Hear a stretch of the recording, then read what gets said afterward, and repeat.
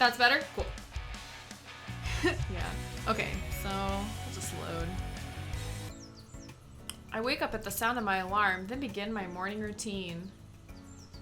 When I enter the kitchen, I make myself a bowl of cereal. Nikki's already left for school. Lately, she's been leaving early almost every day. It barely phases me anymore, especially after I found cereal in the grocery store. The most expensive box of Tiger Flakes I've ever bought. What? Oh no, I'm covering the thing. Hold on. I do have to make myself smaller. I thought that I would be able to, Oh well. Finishing up breakfast, I hop on my bike and head to school. Valerie's already waiting for me and waves me over as soon as I enter the classroom. Of course she's waiting for us. I have news for you. What? Good news or bad news? She pauses, then grins playfully. Come with me to the hangar after class and I'll show you. Oh, she's gonna show us. I literally wait all week to find out what happens next in this game. Alex, thank you for host. I was watching your IRL stream. I can't believe you didn't go get Froyo. It reminds me of the days when you had to wait weekly for the next episodes of Charmed and Buffy. Oh my gosh, right? I love Buffy. I have Teddy Grahams, so I'm eating those. She's gonna show us in the hangar. The hangar? So it's something to do with my core? Our core. What else would it be about? You do spend a lot of time there. Take your pick. Nothing.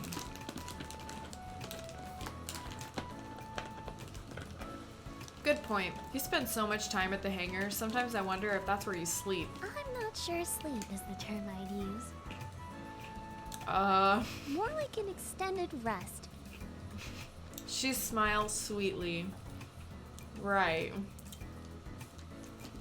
Valerie waits expectantly. So? So what? You haven't said yes yet. Will you come with me to the hangar? Talk about getting consent. Yeah, I'll go with you. Good.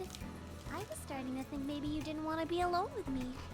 Oh, I remember what happened last time. It was the party that we went to. Before I can respond, the professor raises her voice over the chatter. Good morning, everyone. In today's lesson, we will cover... Does it sound quiet? It sounds quiet to me.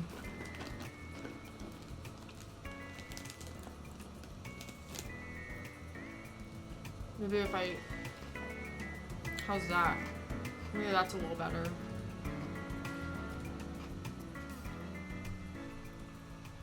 That's all for today. Have a great rest of your day. Just as I finish packing my things, Valerie grabs my hand and pulls me towards the door. Let's go! Sure, just give me a minute. But she's already started walking with me in tow. I hastily grab my bag. Or we can go now. The voices sound quiet. Okay. I'm just gonna turn it all the way up. Since there's not a lot of music, like, during the process of the game. We cut across campus and enter the hangar through the main entrance instead of the pilot's lounge. Inside the hangar, Valerie rushes straight to Eagle's terminal, shooting impatient glances at me as I follow behind. What's this? It's only Tuesday. It's 2:14 a.m. on a Wednesday. On Weeb Wednesday, to be exact. She sets herself in front of my terminal, and after typing in a sequence, she proudly points at the screen. Check it out! Cool. Numbers. I'd rather be checking you out. Stare silently. I glance at the screen and see a continuous string of numbers. Valerie is trying to hold back a smile, waiting for my reaction. I'm not sure what I'm looking at, but I don't want to disappoint her. This is really cool. I know. It took me forever to find it, but I think this is the big breakthrough we've been waiting for. Oh, is she finding out what's happening to our core? It's Wednesday in Japan, and that's what being a weeb is all about. Oh my god, it's Wednesday here! Really? What does it say? She pauses, then smiles coyly. You have no idea what this code is, do you? No. That last question gave me away, didn't it? Yep. Well, You know how all the system scans we've been doing haven't shown anything new? Yeah.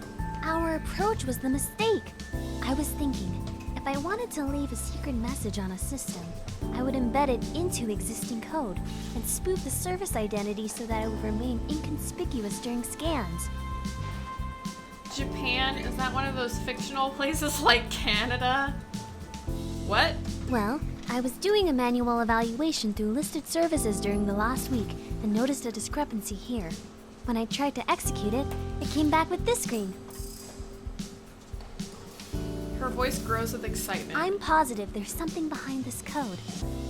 Really? Then let's find out what that is. I was hoping you'd say that. Tell me how to decrypt it and we'll find out in a second. What makes you think I know how to do that? She raises an eyebrow. I wouldn't even know where to begin. Would you be able to hack it? Valerie bites her lip as she thinks. Yeah, but it might take a few days. That's probably still faster than it would take me to figure it out. She grins. I won't argue with that. Okay, I'll do it. But only because you're cute. We're cute. We're cute. She thinks we're cute. What is that movie? It's where she's like, I'm cute. I'm cute. She said I'm cute. Rudolph the Red-Nosed Reindeer. Thanks. Already engrossed in the code, Valerie gives me a short wave of dismissal. As I find my way out of the hangar, my phone dings with an email from the school administration. I scan through the contents. So hold on a second. If there's some secret message embedded in this guy's core code, how come when the school was like evaluating his robot, how come they didn't find it?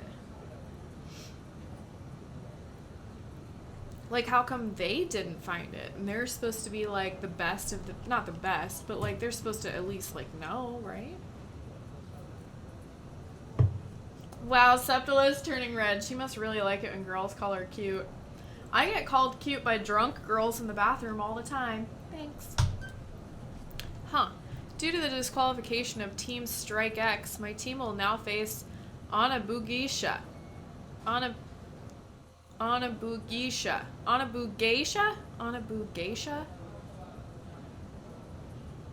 in this week's match. Anabugeisha. I wonder what Strike X did to get themselves disqualified. My phone vibrates with a group chat from Show. You guys get that email? I type out my response. Yeah, wonder what Strike X did. Probably lied about something important. That's one reason why I left. Oh! Was that one of the teammates that they were talking about? Like before? Weird, I also get called cute by drunk girls in their bathrooms as well. That's the creepiest thing you've ever said.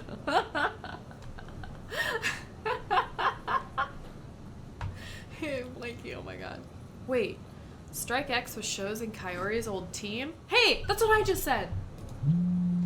As I'm typing out a question for Show about what happened with him and Strike X, a text from Mayu comes in. Looks like we'll be going against Cenorobotics instead. What does she sound like? I don't remember. Anabugeisha does sound familiar. I hope I'm saying that right. Anabugeisha does sound familiar, but I can't recall which team they are. Who are they again? A team we must demolish! Of course Kaori would write in all caps. Whoa, that's even more aggressive than usual. Give it time, Septo. I'm sure he will top that, probably. Shut up, Show. Wait, she called him something else. Shul. That's what she called. I called. Oh well. Please don't be upset, Kaori. I'm fine. While the texts come in, I rack my brain trying to recall how I know that name. That name doesn't sound familiar at all to me. Have we read about them somewhere? I don't think so. Oh, right. Never mind. They're that all-girls team, right? Are they? I don't remember. The one we met at the party? I don't remember. Yeah. They're supposed to be pretty good. Who cares? I won't let them beat us. The texts cease after that. Probably for the best. I feel like I do my best impression of Kaori. What do I feel like doing now? Kaori Meyer Yuuna. I was browsing a list of clubs and classes earlier, and Ace offers a cooking club. I remember Nikki mocking me, saying I should join when she first started her club, but maybe that isn't such a bad idea. Are we gonna... The look on her face would be priceless if I offered to cook and it was edible. I'll go check it out. Are we gonna meet Yuuna in a cooking club? The cooking class, they couldn't even make it look like a kitchen. They just used the same shit for everything. The cooking class is held in the culinary building. I enter a classroom filled with multiple cooking stations already set up with ingredients. It kind of reminds me of a chemistry lab, but with stoves and ovens. In the corner of the room, I spot Yuuna and claim the station beside her. Hi, Yuuna. She blinks in surprise. Oh, hey! Are you part of the cooking club? We are now. No, I'm just dropping in today. Me too! What brings you here? I'd like to make a meal for Nikki. That's really nice of you. I'm sure she'll appreciate it. I hope so. She's a whiz in the kitchen. What about you? What brings you here? Since I quit the SBA, I've got a lot of extra time, so I've been trying out some of the other clubs Ace offers. Anything catch your interest? A couple, but I'm still weighing my options. Besides, it's fun trying new things. The student instructor arrives and everyone breaks away from their conversations to stand at their stations.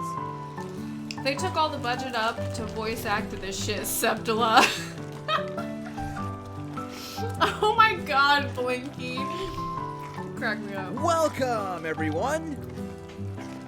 He goes into a short message explaining who he is and the rules and the structure of the club. Now that that's out of the way, today we will be learning how to make kasutera. If you haven't already done so, please put on your aprons. I slip off my blazer, and tie an apron around my waist. First, we will preheat the oven to 160 degrees. 160? And don't forget This must to be in line your pan Celsius. with parchment paper. Isn't that a little low? Oh, right, it's in Celsius. I was gonna say, like, that is really low. For our dry ingredients, we will have 1 cup and 2.5 tablespoons of bread flour and 1 cup of sugar. The wet ingredients will have 6 eggs and 5 tablespoons of honey diluted with 2.5 tablespoons of water. At least there aren't that many ingredients. As instructed, I measure out the ingredients. How redundant. Wait, I forgot to preheat the oven. What temperature should it be? 160. I preheat the oven to 160 degrees. The instructor continues to provide instructions and I follow as best as I can. Look at how cute she is! While whisking the eggs, my gaze wanders over to Yuuna. She's carefully pouring flour into her measuring cups and leveling it off before dumping it in the bowl. Her tongue sticks out slightly as she concentrates. Oh my gosh, she's so cute! I try to hold back a chuckle when she glances at me. There's a smudge of flour on her cheek, and I can't hold back my smile. Oh, I think we got it with no blackness on the bottom. Yay! Celsius era knows cool kids use Calvins. What's Calvins? What dat?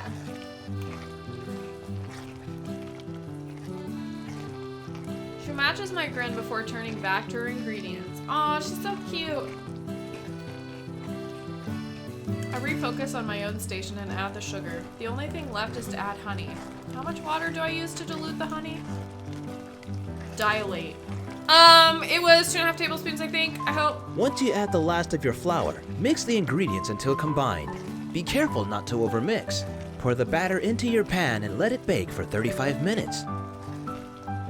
As instructed, I add the last of my flour to the mixture and just continue to mix it. What counts as overmixing anyway?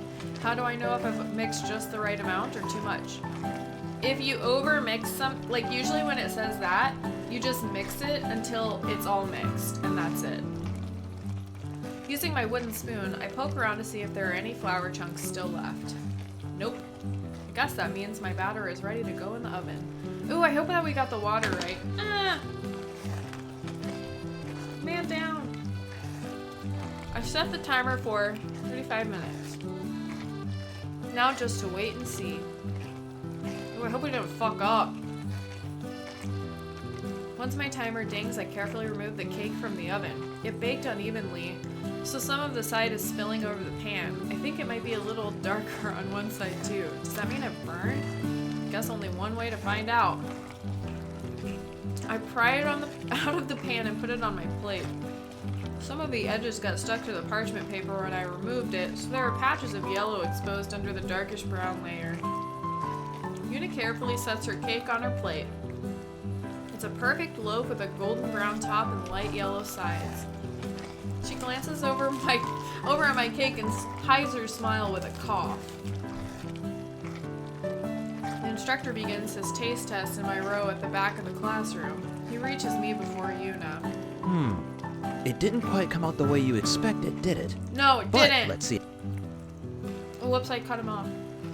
One thing you can't fake in the game, subtle is your inability to cook. I didn't know I was gonna be tested on this shit. He chews thoughtfully. How do you chew thoughtfully?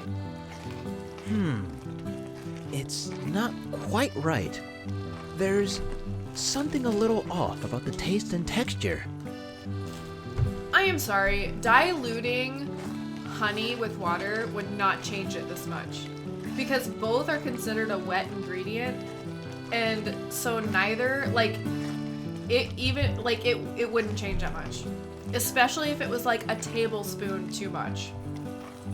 Or a tablespoon not enough. It wouldn't matter. I must have gotten some of the measurements wrong. Next time I'll pay more attention to the recipe. Yuuna smiles. That's not bad for a first try. The instructor stops at Yuuna's station next. This is a beautiful cake. I can't wait to see how it tastes. She's a fucking tryhard in the kitchen. Yuuna's face lights up in anticipation as the instructor takes a bite. He pauses, straining to keep his face calm, then gulps heavily. Oh no! How is it? Her voice trembles with hope. The instructor's voice is hoarse as he chokes out his next words. Practice makes perfect. What?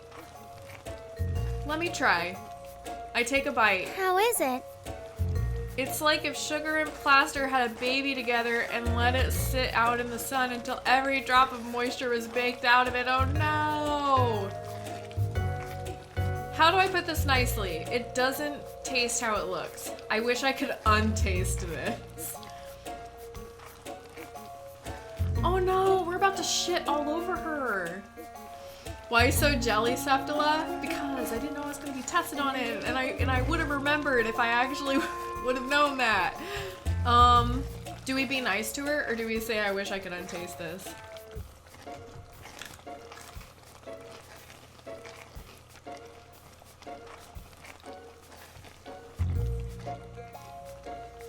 Well, probably one of the best things I've ever cooked was a bowl of cereal. I'm basically Gordon. Oh my god. You better be nice to her. Okay.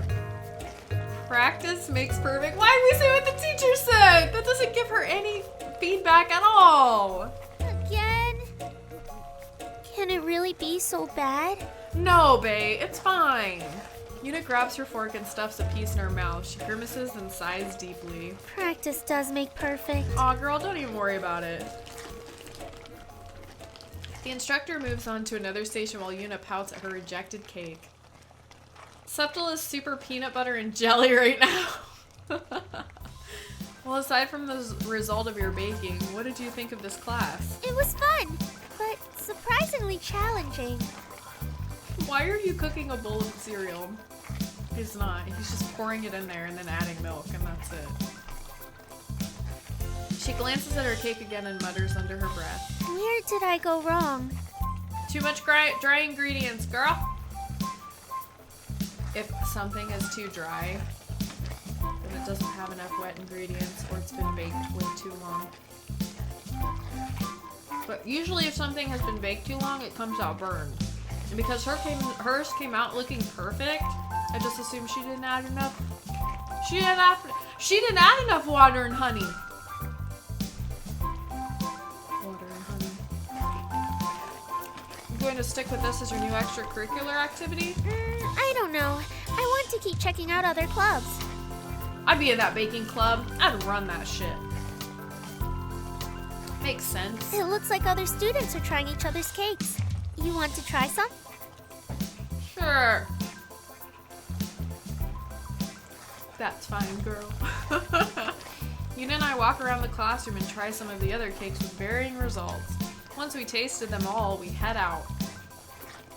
6 eggs, that's a lot of eggs for a cake. Like, that would be a really, really dense cake if it had 6 eggs up in there. That's because you stole her water. We added too much water, and that's why our cake was like dripping over the side.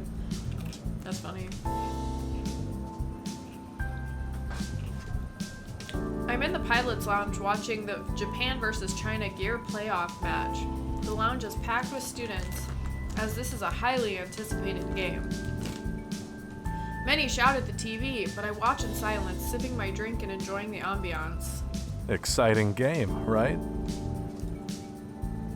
I glance up in surprise, but not. Akita grins and sits down in the seat across from me. This is the name of what they call the killer in Death Note. Akita. Although he seems like a nice guy, we don't talk very often, so it's unusual he'd approach me. I suppose I do have a really good view of the TV, though. A string of boos and yells fills the room as China takes out one of Japan's gears. People are really getting into it this time. Yeah, it was predicted that this year China was going to be a strong opponent for Japan, and it looks like that's coming true. Depends on how big the cake is. 6 eggs doesn't seem enough to make a wedding cake. I assume in a class they're just making like a cake in a normal like round pan, maybe like a 12-inch pan, maybe a 9-inch pan, maybe smaller. I can't picture them making a huge cake in a baking club. Is that why there's such a big turnout? I gesture to the crowded room. Akita nods. This is the first year that China's even made it this far in the playoffs. Everyone's watching to see who will come out on top. Do I still need to turn it up? It sounds really low. It sounds quiet to even me. Yet 6 eggs seems like 6 eggs to many. Too many to make a cupcake. Nothing on this planet needs 6 eggs. Unless you're making like a souffle. Or yeah, like something really large. 6 eggs is a lot. That's a lot of eggs. For all I know, they could be trying to make the world's largest cake. That's true. They could be trying to break a record. Who do you think will win? He doesn't even hesitate. Japan. Japan. What do you think? I don't care. China, Japan. I'll say Japan. Definitely Japan. China might be catching up, but their technology hasn't reached the same innovative standards as Japan's. Plus, this year's lineup is a completely new team, so they don't have the same player advantage as Japan's seasoned team. I agree. He gives me a long look. I wonder what he's thinking. New players sometimes come with new strategies, though. I think he's gonna eat those words. You know what needs 6 eggs? 6 sunny side up eggs. That's true. That's not true. A dozen eggs needs 2 sets of 6 eggs, in fact. Oh my god. Speaking of matches, I believe congratulations are in order for you and your team. Me? Your team is still holding the #1 spot on the leaderboards. Sure, but you guys are quickly catching up. You started out at rank 21, but you've already made it to rank 11. Yeah, it's kind of weird to think about. And we're going against an even better team this week since Strike X got disqualified. Yeah, the school is taking no chances with them. What did they do again? I don't remember. What do you mean? Akita blinks. You didn't hear? Oh, he's about to tell us. No. The team lead and one of his starting pilots got into a huge fight, and they did not hold back. I mean, there were some serious injuries, so both members obviously couldn't compete. Damn.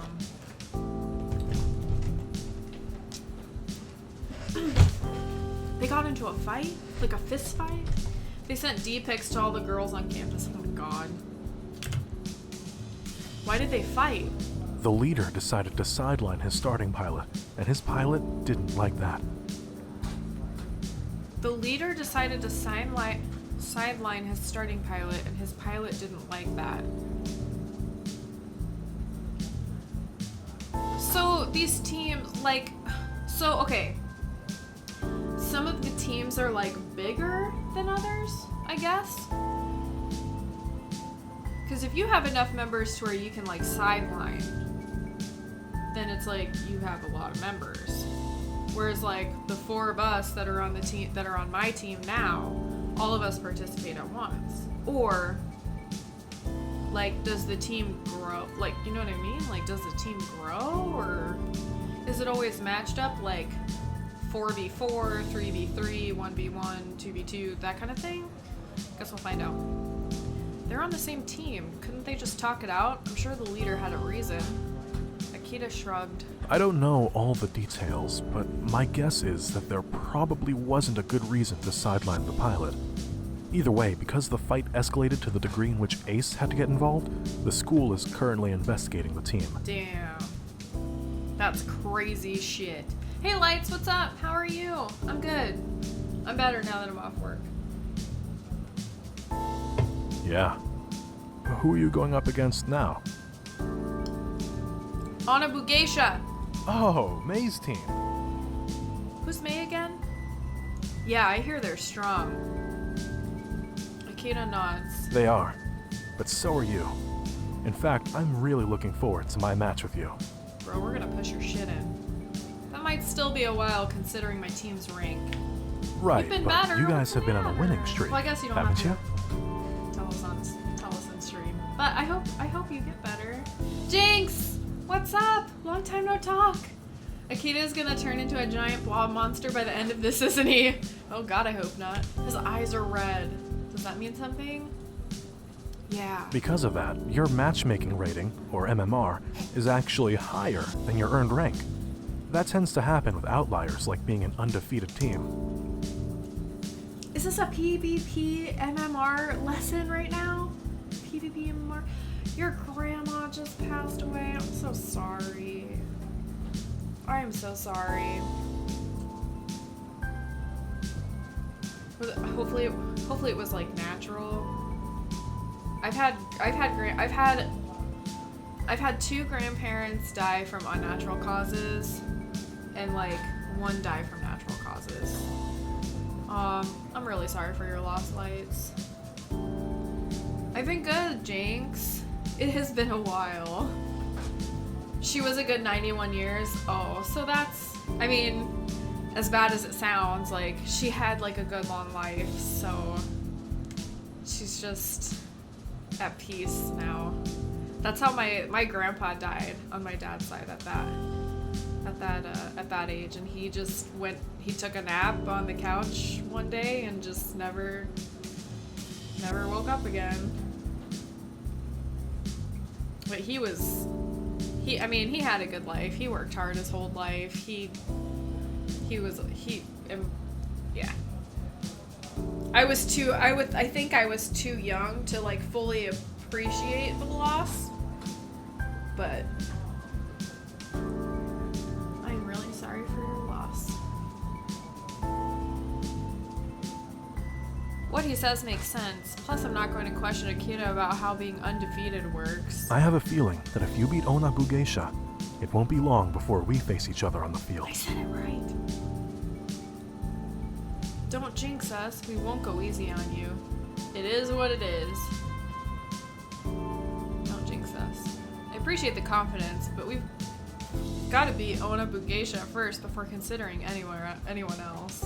I'm gonna miss her stories. Aww. At least you like have memories of having her tell you things. It'll be a tough match. I'm interested to see the outcome.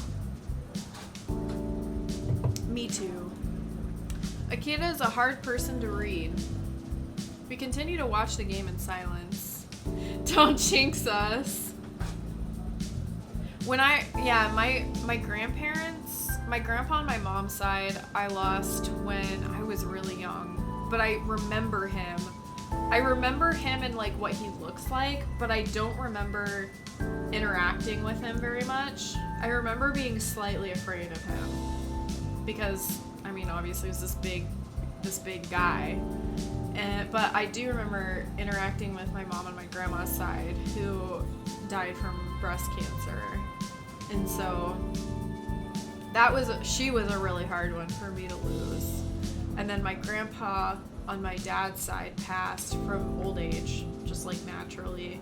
And he was terrifying. Like he's the most recent. And I want to say when I was a little kid, he did not like us little kids like at all. He just did not tolerate us. He was grumpy with us all the time. He just would not tolerate us. And I remember I was so scared of him. And I want to say around my 16th birthday, like that's when I first started like hugging him hello and goodbye because I wasn't afraid of him anymore. And I think like as I grew older, and like became more mature, he like slowly was like, oh yeah, you're becoming an adult. I can stand to be in the same room with you now. So I remember I was little, maybe like 8 or 9 or 10 or something like that. And it was one of the times my dad came to pick me up. And my dad didn't come to pick me up very often. It was maybe like, it was once in a blue moon. And he would take us to visit my grandma and grandpa. And so I was already like uncomfortable being there because I was a kid. There was nothing to do. Like they didn't have any toys. It was an old house. There wasn't any other kids that I knew like in the neighborhood. So it was just me and my brother and my sister. And I made the mistake of like leaning on their really old coffee table and breaking it. And I just remember crying and crying and crying. And my dad was so mad at me and he was like, you have to go tell Grandpa. And I was like, no, anything but telling Grandpa. I don't want to tell Grandpa. And I just remember like crying even harder. Like I was like, no, I don't want to tell him. And finally my grandma came over and was like comforting me. And I'm like, I broke your coffee table. I'm sorry. I remember being terrified. So, but yeah, like as I got older, he and I started actually having conversations and like I said, hugging hello and goodbye. So that was, and he's been the most recent. So, Grandma known as the hero. Yeah. Your grandma was fighting breast cancer and that didn't even kill her. So that's good at least. That was horrible to watch my grandma go through. Like that is one of the most horrible things ever. I wouldn't wish that on my worst enemy. It's horrible to watch somebody go through that.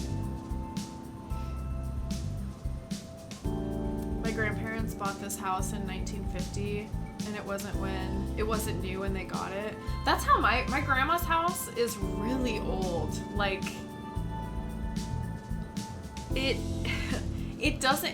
really only has one bedroom that's like off of the kitchen, and other than that it has like a front room, a little office that my dad is using as a bedroom because he lives with my grandma because she's really old and he's not comfortable with her living alone. And then they just have like a living room and a dining room, and then the upstairs they have an attic that they like renovated to make an apartment up there that they could sublet if they ever need to. It is an old house. It's definitely not kid friendly. She was not the hero Septila needed. She was the hero Septila deserved. Yeah. I was terrified. I was absolutely horrified. I was like, I don't want to tell my grandpa that I broke this table. I wish I could watch the end of this match, but I've got to head to class. I'll see you later. I nod. After Akita leaves, I check my phone and I notice a text from Sho. Don't forget tomorrow we'll be getting our game on at the beach. Meet there at 11. 11 is so early. As if I could forget that. I forgot about it. I shove my phone back into my pocket and watch the rest of the game. In the end, Japan won with just one gear left standing. I've still got some time before I head home tonight. Sho or Valerie?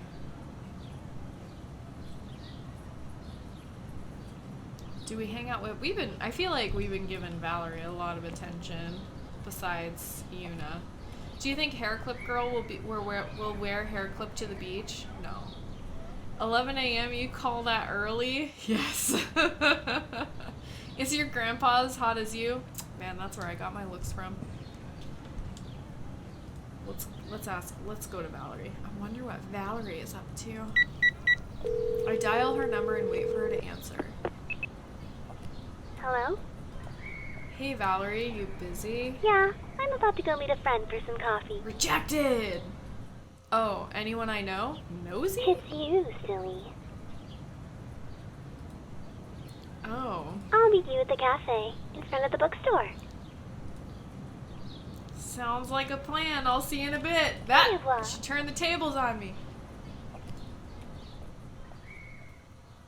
Beauty at its finest form from Grandpa, yes.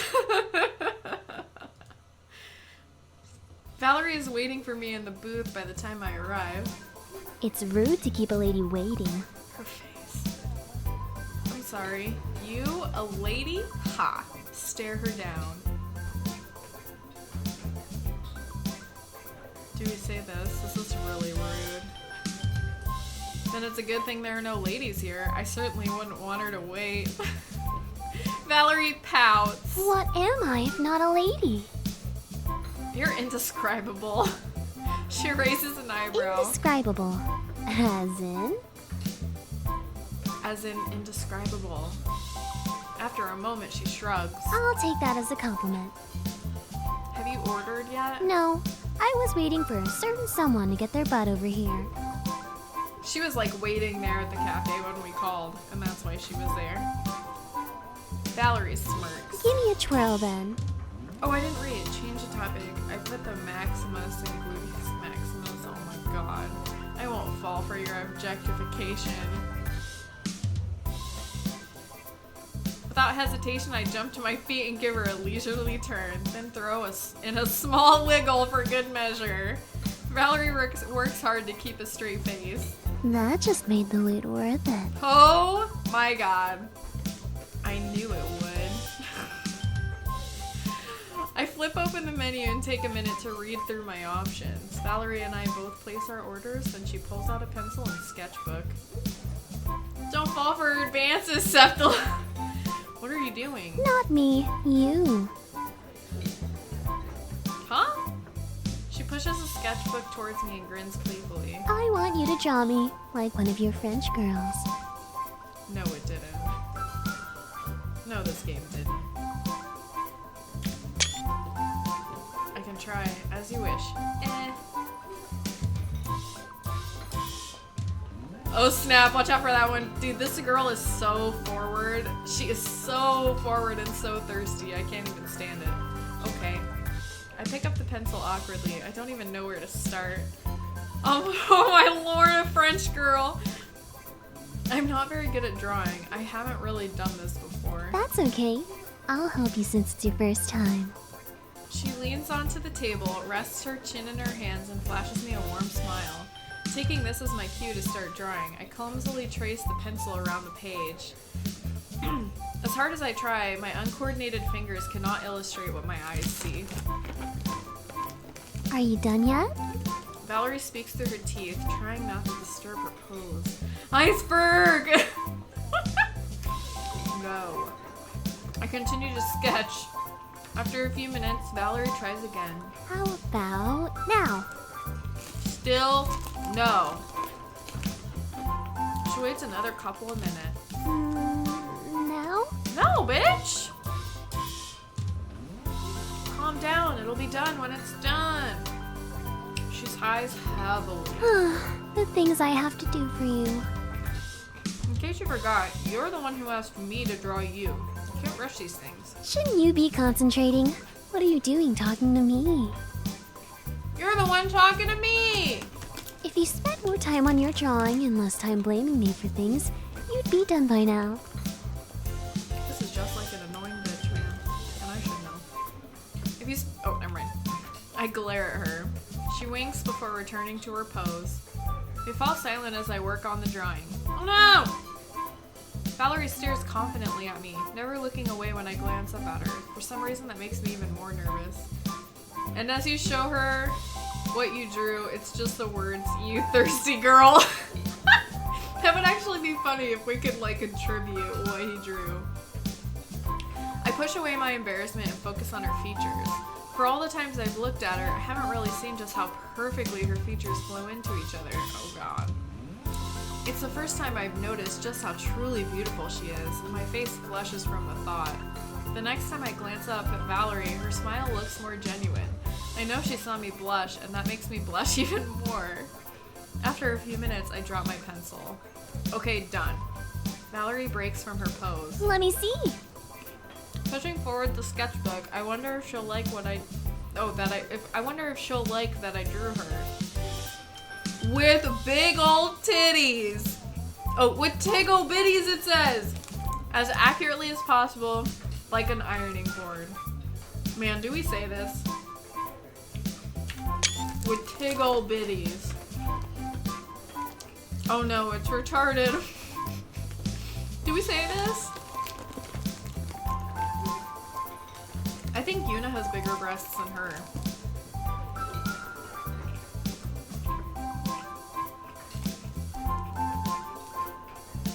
Tickle bitties. There is no other option. This is so disrespectful.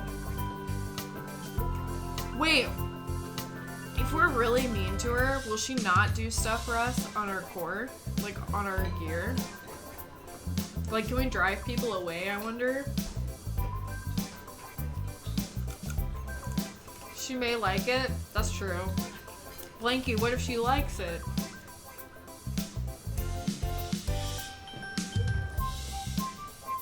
She stares at the drawing and her eyes grow wide in wonder. She doesn't react right away, and I'm worried that she doesn't like it. Then unexpectedly, she looks down at herself and holds her hands over her chest as if comparing them with something. Suddenly she grabs her breasts and begins to lift and push them together.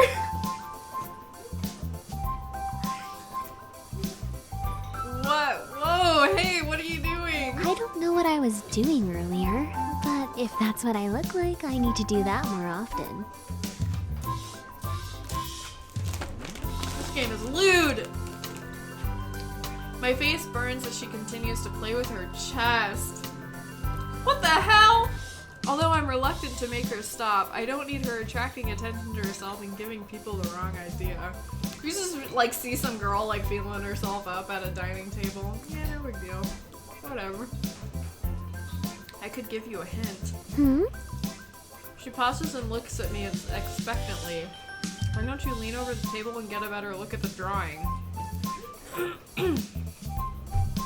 Oh my god! Valerie blinks and smirks and leans forward so I can see the top of her cleavage through her shirt. Like this? Perfect. We are scum. I'm sure she noticed I'm not looking at her face. I mean, hey, most guys would like it, right? Oh, I'm sure. Like no doubt about it.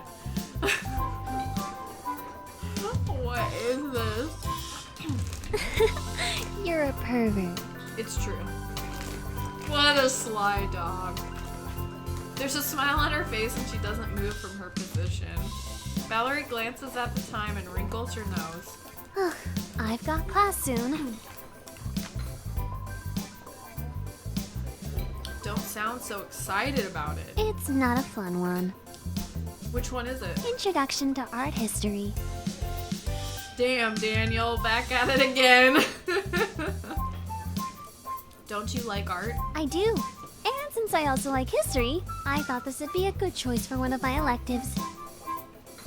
So why the disappointment? Well, it turns out that although I like history and I like actually creating art, learning about other people creating art is not as fun.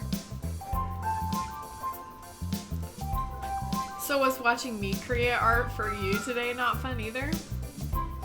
She smirks. That doesn't count. I was part of the creative process. That's true. She glances again at the time and gathers her things. Okay, I've gotta head out. I nod. With them big old titties, yep. Oh my god, I can't believe we said that. After we pay for our drinks, we head our separate ways, but not before I catch Valerie fondly sneak another peek at my drawing. Wait, we didn't give it to her to keep? It wasn't like a present? It's quiet in the house when I arrive home. I guess no one's here. It's no surprise that Uncle Kaido is still at work, but I would have expected Nikki to be home by now. She's been spending more and more time at her cooking club. It must be going really well. I bet she met a boy. She met a boy in her cooking club. How much you want to bet? I should take advantage of the quiet and study. As I head upstairs, a blonde head peeks around the corner. Is that you, big bro? I pause at the top of the stairs. Hey, I didn't know you were home. Nikki grins mischievously.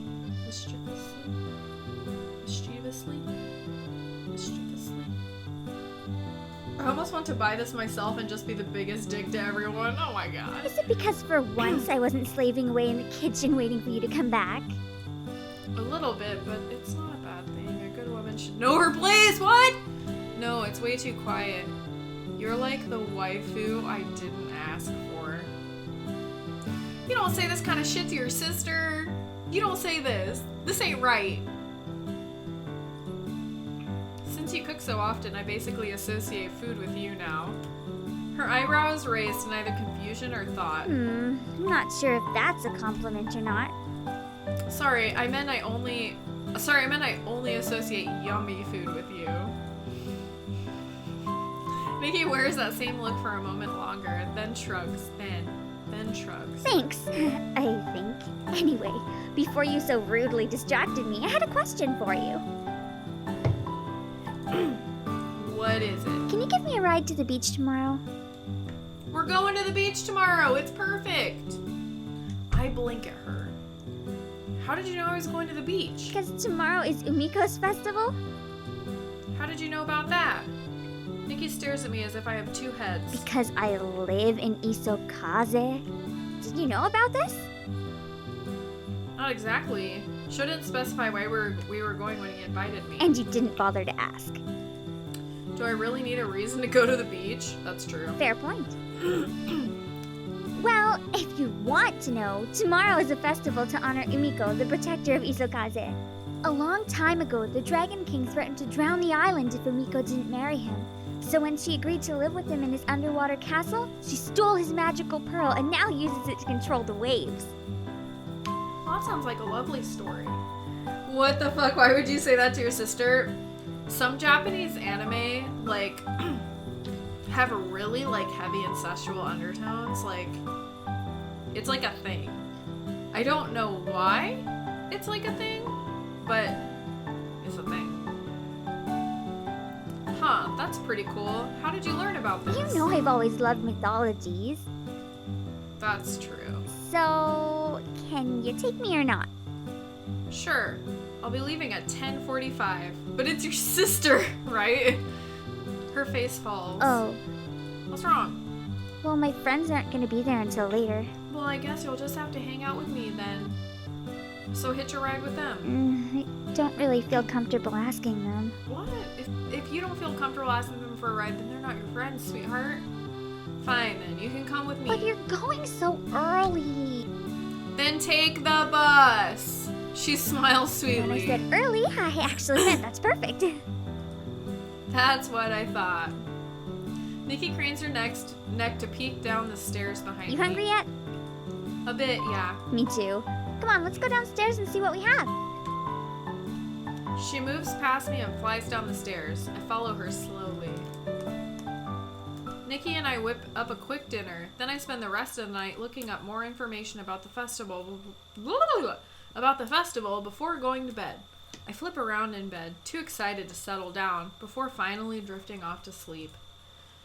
I think I'm catching a cold. I wake up energized and throw off the blankets before getting dressed. Since we're going directly to the beach, I decide to just wear my swim trunks and a shirt. Nikki is waiting for me downstairs. She's wearing a cover-up and has a bag slung over her shoulder. Finally. Hey, I'm on time for once. So, I've been awake for at least an hour. Holy crap. Man down. Why'd you get up so early? Nikki beams and fidgets with excitement. How could I sleep when I have such a fun day ahead of me? The bag jostles as she fidgets. What's in the bag? Just beach stuff, extra clothes, towels, sunscreen, you know. That's actually pretty smart. I know. Nikki pushes me towards the door. Come on, let's go already. Alright, let me just grab my keys. After collecting my things, Nikki and I climb on my bike and we hit the road. I keep dropping my things. Nikki hops off my bike as soon as I park and sprints out towards the sand. Wait! She either doesn't hear me or ignores me. Of course that means I'm stuck carrying all this stuff. With a sigh, I sling the bag over my shoulder and follow her. As I walk on the sand, I scan the beach for my friends, but I don't see anyone I recognize. We must be the first ones here. Oh, son, I've missed you. We had Sun back home too. It's not the same. She continues to skip and dance in the sand, then spins in a cartwheel. She grins at me. Let Nikki have her fun. You call out a cartwheel. It's like having a puppy. Let her have her fun. I grin back and continue to trudge along behind her. What are you doing? You don't have to carry all that stuff. What about setting up? We can do that later. This is way more fun. Come on, come join me. Okay. Alright then, stand back and let the master show you how it's done. I kick off my shoes and drop the bag. Windmilling my arms, I push my legs off the ground. They fly through the air in a graceful arc and I land on solid ground while the momentum pulls me upright. Voila! Nikki shrugs. I guess that wasn't too bad. It was a masterpiece. I wouldn't go that far. As we both catch our breath, Nikki glances at the forgotten bag. That sounds so like a younger kid. She really does. She sounds like she's like in middle school. Let's But just she's set up here. supposedly 18. 17 or 18, something like that. Okay. We each lay out a towel from the bag. Nikki pulls her cover up over her head, revealing a frilly two-piece. Where's the rest of your swimsuit? You're wearing something sensible. Don't comment on it. I'm glad Nikki chose a sensible swimsuit. Sometimes it's hard to remember she's in high school, but it's only natural that she'll be wearing clothes that start to reflect that. At least she still has a sense of modesty. What? As Nikki and I finish setting up, we're greeted by a familiar face. Hey! Bikinis! A breathless show stands before us, carrying a large umbrella. Mayu stands behind him. Hey, Sho, did you run all the way over here? He continues to gasp, so Mayu answers for him. Yeah, he saw you from the car and raced down here to say hi. You didn't have to. I thought I saw you with another cute girl and had to get a closer look to be sure. Nikki giggles. I instinctively step in front of her. Aren't you gonna introduce me? Don't hit on my sister. Do you value your life? No. I don't like that tone you're taking. You mean this very innocent and non-threatening tone? That's not the vibe I'm getting. Isn't he your friend? I'm sure you have nothing to worry about. Yeah, the pretty lady gets it. Nikki giggles again. Nikki, stop enjoying this. Sometimes you just need to calm down, big bro. Your sister? Sorry, I didn't know. I watch him warily as Nikki steps forward. Don't mind him. I'm Nikki. I'm Sho, and this is Mayu. He glances at Mayo, who has been standing in silence, then balks at the pout on her face. Huh? What's wrong? She sighs. Nothing. I think she likes him, and I think that he doesn't know it. Oh, did you want to introduce yourself? Sorry about that. She sighs again. No, that's not it. Instructor, what's up? I was waiting for that face to change. Sho scratches the back of his head. Huh? Then what is it? She continues to pout. It's nothing. Dude, you're not gonna get an answer. Nikki leans over to me and whispers. They make an adorable couple. I think that she likes him, and I think that he doesn't know. I blink. A couple? Sho glances back at us. Us? No, we're just friends. Rejected. Mayu sighs again. She does like him! Yeah, just friends. She wants his D. She wants his D and he doesn't know it. Nikki leans over and whispers again. He's so clueless. Man, me and Nikki are on the same page. Then she hits my arm. Hey! Also, you weren't supposed to say that so loudly. What's the point of whispering if you're just going to blurt it out? I rub the sore spot. When did you get so strong? Poor girlfriend zoned. Suddenly we hear a shout in the distance. Following the source of the sound, I glance over and see Kaori hovering over a cowering man. He has his hands up defensively. Kaori snatches a camera out of his hands, fidgets with it, and throws it back at him. The man scoops up the camera, stumbles to his feet, and runs away. As the man flees, Kaori walks towards the water before chucking something into the waves. We stare dumbfounded, watching the scene unfold. The clueless guy trope. Kaori spots us as she turns away from the water and stomps towards us. I can practically see the steam rising out of her ears. Sho sighs. Well, it was nice knowing you guys. Mayu nods. Aren't you overreacting a little? Nikki's voice wavers as Kaori approaches, betraying her confidence. Damn, look at her bikini. Look at her cute-ass bathing suit. Hey, Kaori. Can you believe that guy? Her voice trembles from anger. What happened? That pervert was taking pictures of younger girls.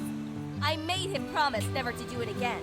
Then took out his memory card and threw it into the ocean for good measure. Good for you! Nikki eyes Kaori with wonder, then she elbows me. Wow, she's not scary at all. At least not like you described her. Kaori whirls on me, a fierce scowl plastered on her face. When she notices Nikki, her expression softens to one of curiosity. Who are you? Nikki beams. Oh, I'm Nikki. Kaori continues to stare until Nikki points to me. His sister. Kaori raises an eyebrow. Really? Well, you're lucky. You two look nothing alike. What are you talking about? We look exactly alike. Thanks. Thanks. We answer simultaneously. Nikki and I blink at each other in surprise, then speak at the same time. What's that supposed to mean? Sho laughs. I'm pretty sure Kaori meant Nikki's lucky she doesn't look like you. Thanks for having my back, bro. No problem, Broseph. Nikki giggles. I like Cowdy.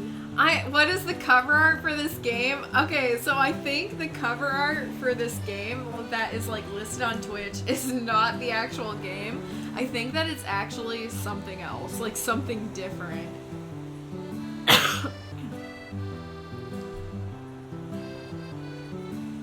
Kaori stammers out her reply as her cheeks tinge pink. Oh! Thanks. Hey, everyone. Yuuna! What's her bathing suit look like, you think? Look at how cute she is! Oh my god, she's got the biggest boobies here. Yes, we totally chose the right girl. And she's wearing her hair clipped! Blanky. We collectively turn around at the sound of Yuna's voice. I want to respond to her, but my voice gets caught in my throat. Oh, how romantical. Never before have I been so thankful that the bikini was invented. Judging by the silence, everyone is as entranced as I.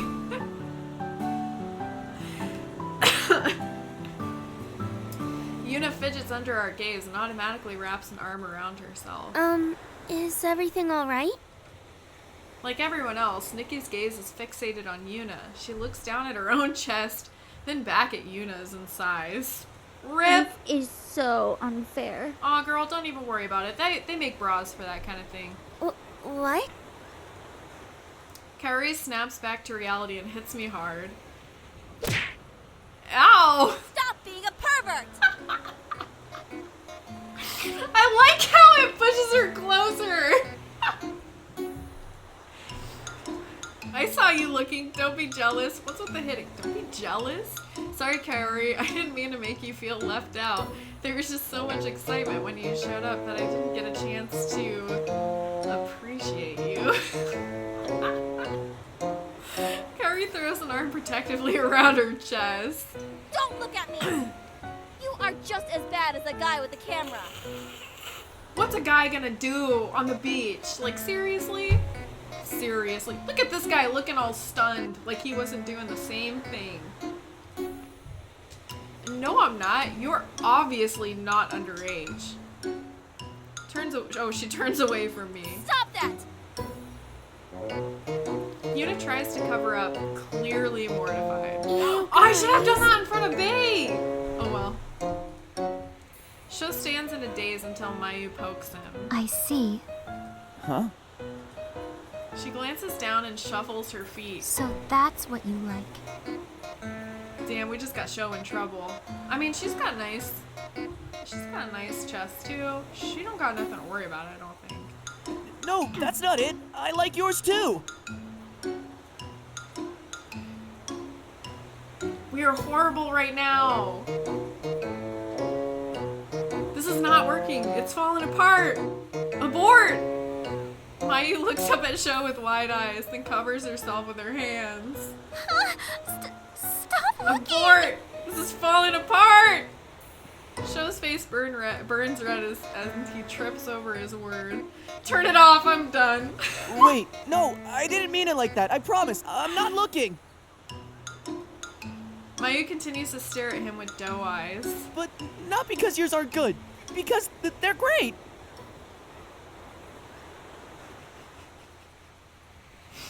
They're great! Kaori marches over and whacks Sho in the back of the head. Ow! She hovers protectively near Mayu. Come on, Mayu. Okay. Nikki grabs my arm and pulls me over to Yuuna, who still looks nervous. You're being so rude, big bro. You didn't even introduce me to your friend. Oh, right. This is my sister, Nikki. Thank God it's over. I'm Yuuna. Nice to meet you. Nice to meet you too. Sorry about earlier. Yuuna waves away the apology. It's fine. So, where are we sitting? They're all so forgiving. I'm about to answer when a sudden weight on my back throws me off balance. Don't fall, stumble, yell. Don't. Ah, shit! Did you miss me? I accidentally clicked and I didn't get to read, and I picked the wrong thing. Whose bathing suit do we like the best here? I think we need a picture. Kaori marches over and confronts Valerie before I can respond. What do you think you're doing? Ooh, Kaori does not like Valerie. Claiming my spot. Damn. Nikki crosses her arms and pouts at Valerie. Do you always jump on the first guy you see? Fucking savage, called out by a 17-year-old Valerie. What you gonna do? I'm surprised by the disapproval dripping in her voice. How you gonna act? Valerie slides off of me and gives me a wink. Do you think that Yuuna will fight this bitch? Damn, get ready for a cat fight, right? Do you think that Yuuna would fight her? I don't think so. Just the cute ones. Damn.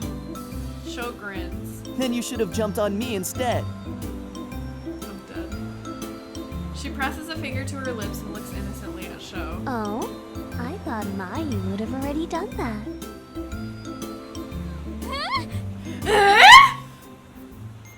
You know what fucking body slam her ass? We're just friends. Mayu tries to hide the blush from her face while Sho interjects. Valerie grins impishly. Oh, This well, girl is nothing if but that's the trouble. case. This girl is nothing but trouble. She jumps back to her feet. Get ready, because you're next. Damn, Sho. What? Are you serious? Sho's face is a mixture of trepidation and hope as Valerie readies herself to leap. No! Oh, she betrayed herself! The betrayal! Everyone stares at Mayu, who is frozen, stunned by her own outburst. The betrayal!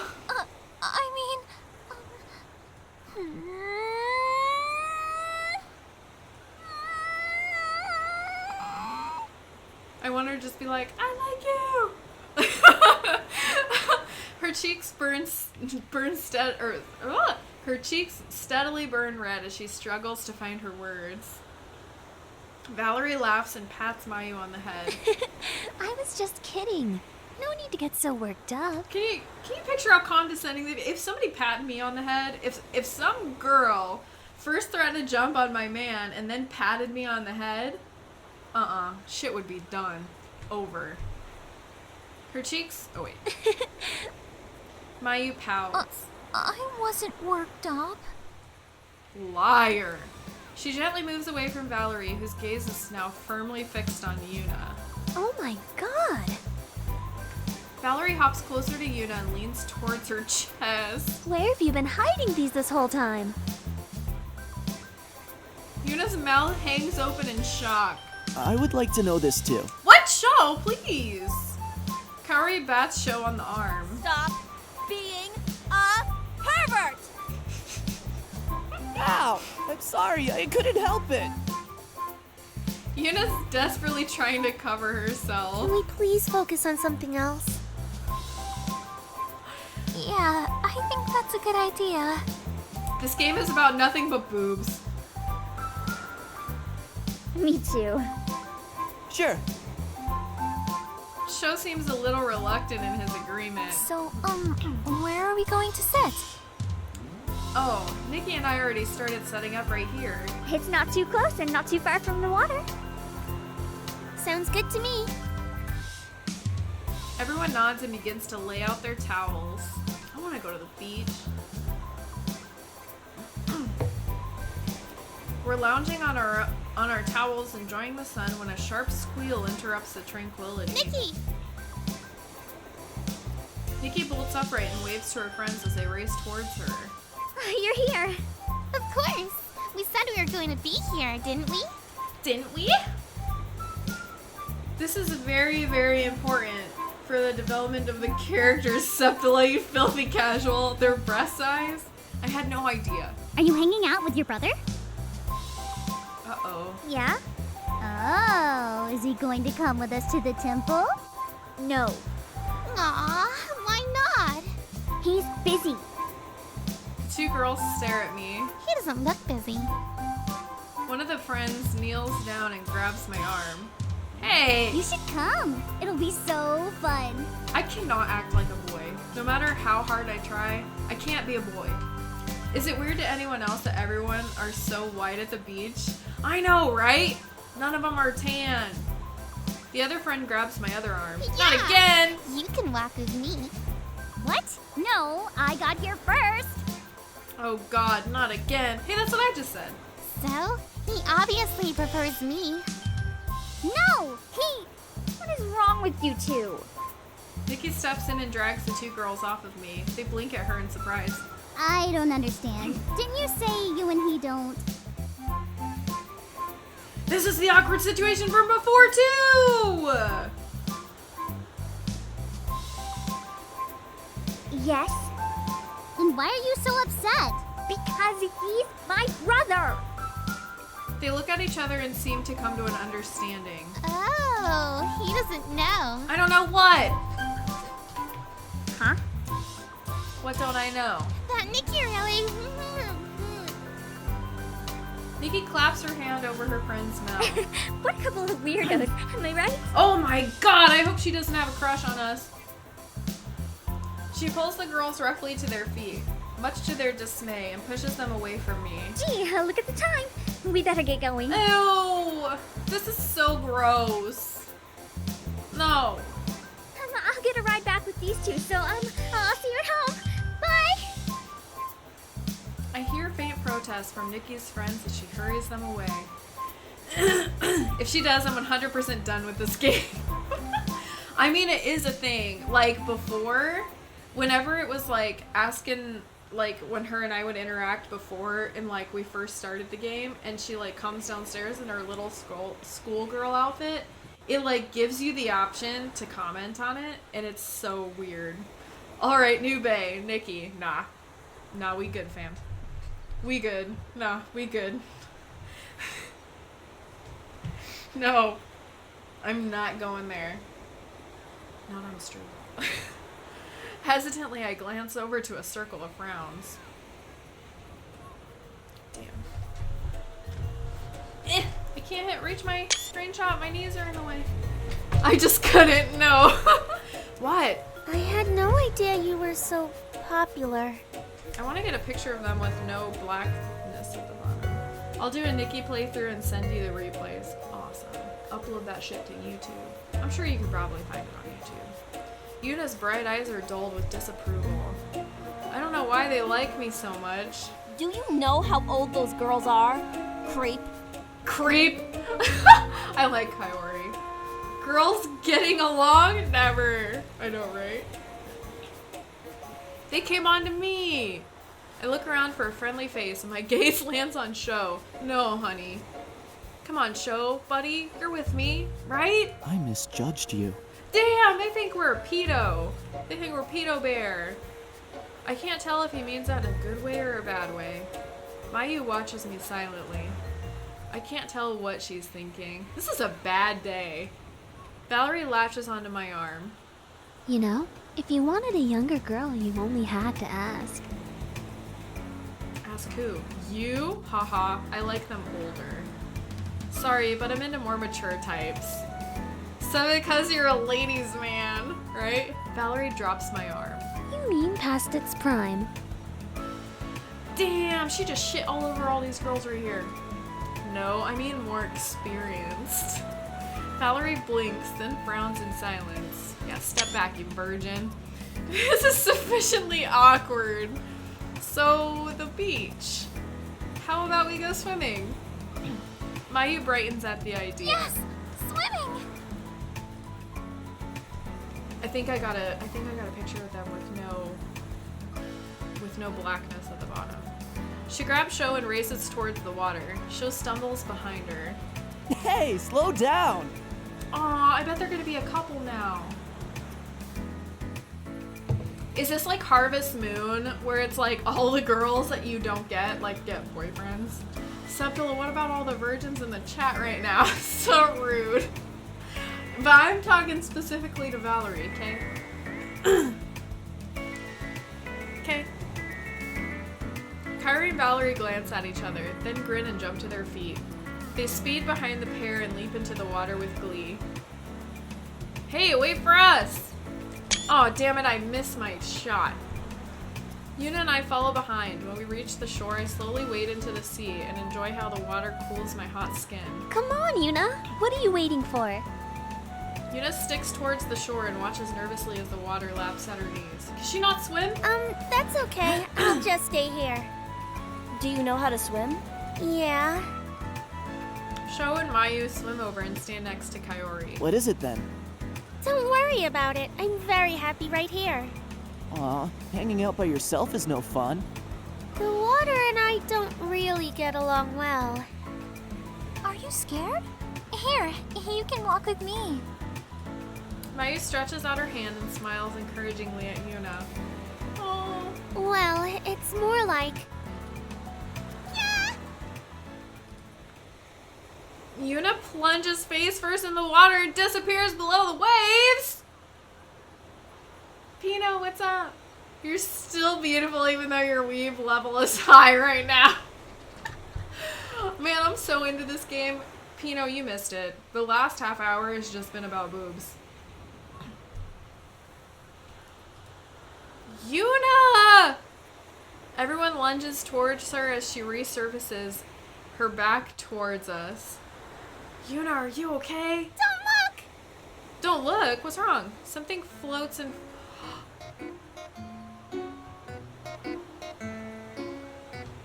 Something floats in front of her, which she snatches out of the water and presses to her chest.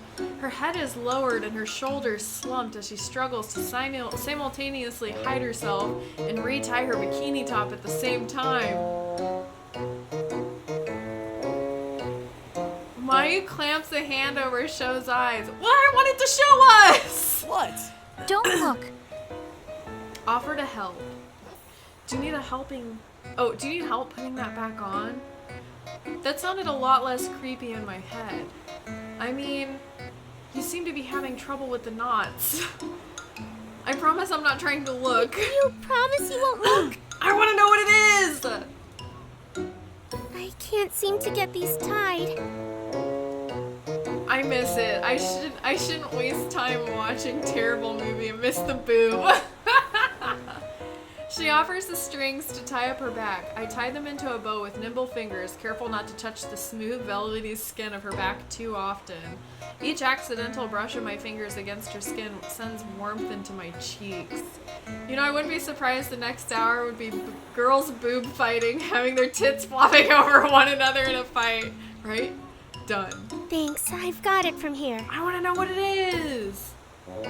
Valerie's nearly doubled over on the beach, her squeals of laughter adding to the commotion. She must have snuck behind Yuuna while we were all distracted, then pushed her in. Kairi stalks back to the beach and stands in front of Valerie. Kairi's gonna beat that ass! Why would you do that? Yuuna looked like she could use a little push to get into the water, so I gave her one. Ass cheeks. Warmth into his ass cheeks. I bet you did it because you knew exactly what would happen. Why is she wearing fake boobies? I want to know. I did not. But I won't lie and say it isn't hilarious. What if she didn't know how to swim? She could have gotten really hurt. It's right against the beach. Completely shallow waters. Still, it's dangerous because you can't prepare yourself. Kairi! A figure with long dark hair leaps onto Kairi's back, holding her in a hug. Ah! Kairi windmills her arms trying to catch her balance, but topples into the water. Hey! Kairi pushes May off of her and wipes the water out of her eyes. You can't just push people into the water! Okay, what's Why up, don't May? you people understand this? Valerie is clutching her stomach in laughter. So good. May just smiles and cocks her head to the side. It's good to see you too. That's not what I said! Valerie finally catches her breath and wades over to May. Nice one. Thanks. I'm May. Valerie. May glances at the rest of us, who have been observing in silence, trying to process the scene. Mayu coughs awkwardly. I'm Mayu. And this is Shou. Look at Shou's face. He's like constantly in wonderment, like, girls. Shou is very obviously trying to process May's ample assets, but at the sound of his name, he snaps back to reality. Right. Hi. Yuuna also seems to be sizing up May. Sizing up, no pun intended. I'm Yuuna. I'm so sorry that I keep clearing my throat. It's because of the soda. And I'm Wombo. May graces us with a broad smile. It's nice to meet you all. Kaori, when did you make so many friends? And now, you're leaving. But I only just met everyone. You know what she kind of looks like? Sailor Jupiter. Brown hair, green eyes. Don't you have your own friends to hang out with? I am hanging out with my friend. Oh, That's is Kairi not- her only friend? I'm sorry. A jet of water splashes Kairi's face. May giggles while Kairi grows more irritated. She flicks her wrist and sends a stream towards May. But May dodges and it splashes Yuna's chest instead. Oh! Yuuna glances down at her chest, then narrows her eyes, clearly fed up. Using her whole arm, she sends a big wave back towards Kaori. But the water misses and catches Valerie, who squeals happily. Alright, alright. She sends a small splash back, which catches Mayu on the cheek. Mayu blinks. Valerie's brow wrinkles in worry, and she opens her mouth to apologize, but instead dodges the splash that Mayu sends back. Before long, all the girls are squealing and bouncing around in the water, splashing each other. Sho and I stand off to the side, watching the glorious view. Is this not the best thing you've ever seen in your life? Jupiter! Yes! Jupiter! I nod solemnly. No! Saturn! Am I confusing Saturn and Jupiter right now?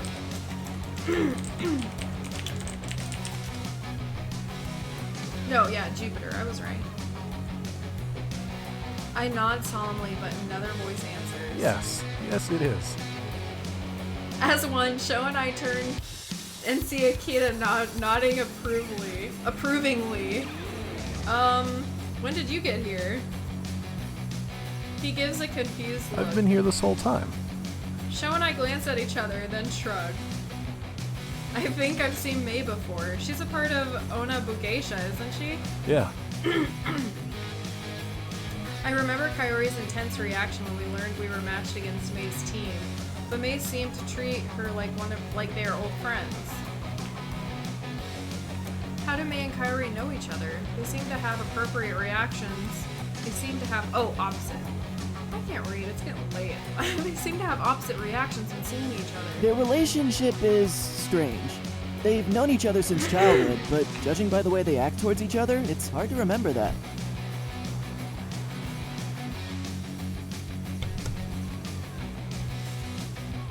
The conversation ends. Silence settles in as we continue to watch the splash attacks. Why aren't we joining in on the fun? What is he wearing? That's a great question. Sho swims closer to the girls and shoots a stream of water towards Mayu. Mayu yelps in surprise and splashes back when she sees Sho's grin. Akita and I join in after Sho's introduction into the splash war. Do we get a picture of all of them? Jupiter was the one with brown hair. Yeah. The sun kisses the horizon, spilling orange light over the waves. Akita and May left right after the splash war to join their friends. Valerie is lounging on her towel, trying to soak up the last of the dying rays while reading from her e-reader. Yuuna sits on the sand, watching the waves lap at her feet. Kaori looks thoughtful as she sits in her fold-up chair, tossing and catching an inflatable beach ball. Sho and Mayu are missing. I'm not sure where they went. I know where they went. We know where they went. The day is winding down and it'll be dark soon. Let's head home. I want to spend a little more time with Yuuna. It's like a no-brainer right there. I walk over to Yuuna. Hey Yuuna, what are you up to? She squints up at me, then smiles. Watching the fish swim. When I was little, my family took me on vacation to a beach where the fish would nibble at our toes. I felt like a mermaid swimming while the fish followed me. Oh, so you do know how to swim. Yuuna glances at me with a curious expression. Of course. Why wouldn't you think so? You just seemed really nervous about going into the water earlier today. She hugs herself. Well, obviously I had my reasons for being nervous. But actually, I used to love swimming in the ocean when I was younger. I used to race and win all the time. Well, how about we race? I don't know if that's such a good idea. Don't be scared. Girls can't swim fast anyway. We don't have to. Don't be scared. It's okay if you're scared to lose. I wouldn't lose. Then what's holding you back? Your swimsuit? Damn! She seems uneasy. It stayed on for the rest of the time we were moving around in the water. I doubt you'll have any more trouble. That's true. Okay, you're on. Okay, how about the first one to that rock wins? Ready? Yuuna nods. At my signal, we push off. We're neck and neck at the start, but as the race continues, I'm able to gain a little more distance. It's a close race, but I end up reaching the rock first. I guess I'm out of practice. She smiles as she catches her breath. You stayed close to me the whole time. She glances at the sky overhead. It's getting dark. Maybe we should head back. Yeah, I'll get Sho and Mayu. We don't know where they went. Okay, I'll tell Valerie and Cowdy. I nod and we swim back to shore. Damn, today was not a good day. As I search the beach, I find Sho and Mayu sitting on a rock cliff, their feet dangling in the water. Call out, leave them be. Oh, what do we do?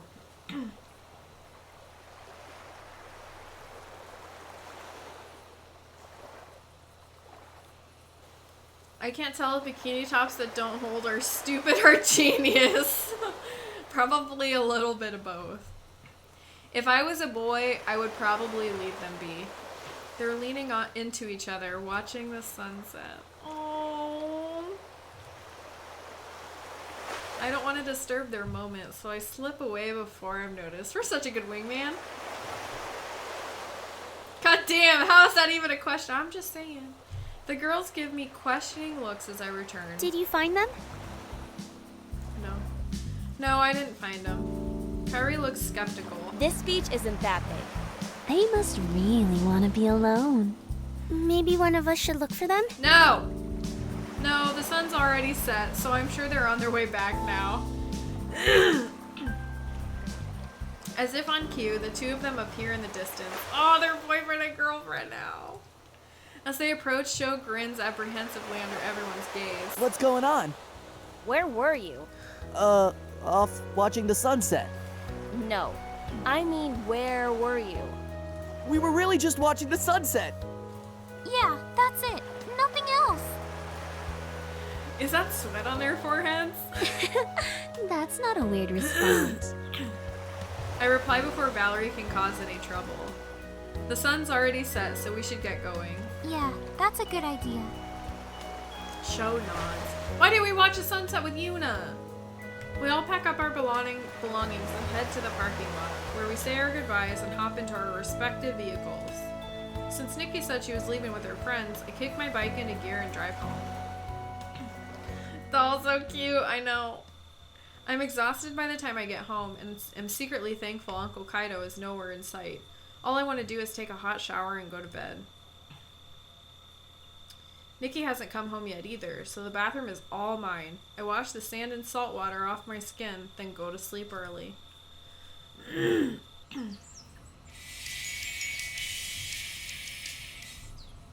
My alarm sounds, waking me up. I turn it off and prepare for the day. After a quick breakfast, I drive to school and head to class. What kind of weekends do these guys Good have? morning, everyone. I have some good news. Because so many of you did well on the pop quiz from last week, we're going to have another one. Another one? I don't know. A chorus of groans circles around the classroom. I knew you'd all be excited. Everyone gradually falls silent as the TAs hand out the quiz. As soon as I receive mine, I begin. Are gears designed to look like a specific gender? If so, explain why.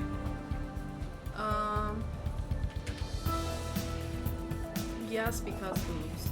Yes, only if used for war games. No, they aren't. I didn't think they were. I thought they were just like designed after the... I didn't think they were. Gears do not have a gender, and as such, any implications indicating this would be incorrect. I don't think they are. I'm not exactly sure if that was the right answer. Oh well. After completing the test, I turn it... The one question on the one test? Okay. Soon everyone has turned in their paper. Everyone awake now? Good. In today's lesson... I thought Kyrie Class said dismissed. that they're not gender specific. I gather my things and file out of the classroom with everyone else.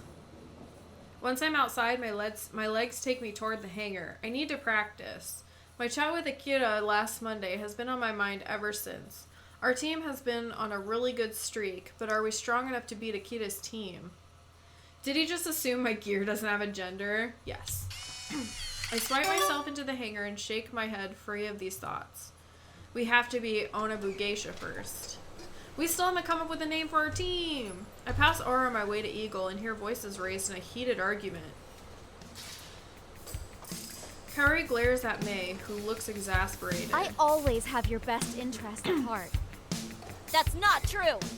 When have I not? Have you already forgotten about what happened with Ryota? May looks taken aback. Really? You're bringing that up? How was I supposed to know he'd react that way? You weren't supposed to tell him at all! Uh-oh. I bet she had a crush on him and May told him. Maybe not, but I was trying to help. Kaori's face contorts in anger. I was humiliated in front of the entire school! Is that what you call helping? That's not fair. You know that wasn't my intention. And how Ryota handled the situation. Best friends don't treat each other like that. I know. May falters at Kaori's piercing stare. Kaori. Well, none of that would have happened in the first place if you had just kept my secret a secret. It was all your fault. May blinks rapidly. I can't talk to you when you're like this. You need some time to calm down. Maybe then you'll listen to reason. Damn. Don't you dare! May spins on her heel and walks away from her. Oh, and walks away, her footsteps echoing behind her. May! Ugh! Kaori lets out a scream of frustration into her hands. As she turns around, she notices me. How long have you been there? Long enough! Long enough to enjoy the show. I didn't hear anything. I just got here. Not long at all. What did you hear? Everything. Nothing. Kaori narrows her eyes. Okay, just enough to watch May storm off. She continues to stare at me. Okay, and a little about some guy named Ryota. But that's it. It's rude to eavesdrop. I'm sorry, I wasn't trying to. It's not like you're standing in a big, echoey hangar. So what was that about anyway? It was nothing. Who's Ryota? Nobody you know. Does he go here? No. So who is he then? He is none of your business. He's that guy who gave her a ride that one day that we saw her. How much was that? Besides, you've already heard all about it when you were listening in on a private conversation. No, that's not... My phone buzzes. Saved by the bell. Well, buzz, I guess. Sorry, I better get this. Oh my god, those good lawful characters are such tools. Wait, good lawful characters? Oh, like May? Kaori nods. She looks just as relieved as I am. I accept the call and walk further away from Kaori. Hello? Hey! Yuuna!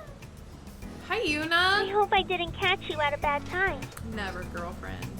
No, this is perfect. Okay, so your account manager with Dashu reached out to me. He'll be close to campus later today and would like to meet with you. Oh, yeah, definitely. I'm not sure what everyone else's schedules look like. Wait, no, you make he Kaori. wants to meet with just you. Well, just me! Is this another interview? Uh-huh. I'll bet he wants to get to know me. What the hell? Why is that in quotes? Am I in trouble? Is this going to be like the Warp Tech interview? No, it'll be a much more casual conversation. He wants to talk about your gear, not your team performance. That sounds good. So, will you meet him? Sure. Great! You can meet him at the cafe after lunch. Alright, I'll be there. Thanks, Yuuna. No problem. After saying goodbye, she hangs up. What would you do after saying goodbye? Well, like, what else did you do? I'm just being a hater right now. By the time I end the call, Kaori is nowhere in sight. That's probably for the best, honestly. Our chat didn't end on such a great note. Since I came here to practice, I climb into Eagle and start up a simulated match. Is Yuuna your secretary? She's like our girlfriend slash personal assistant. That's horrible. That's horrible. She's our waifu. Yeah.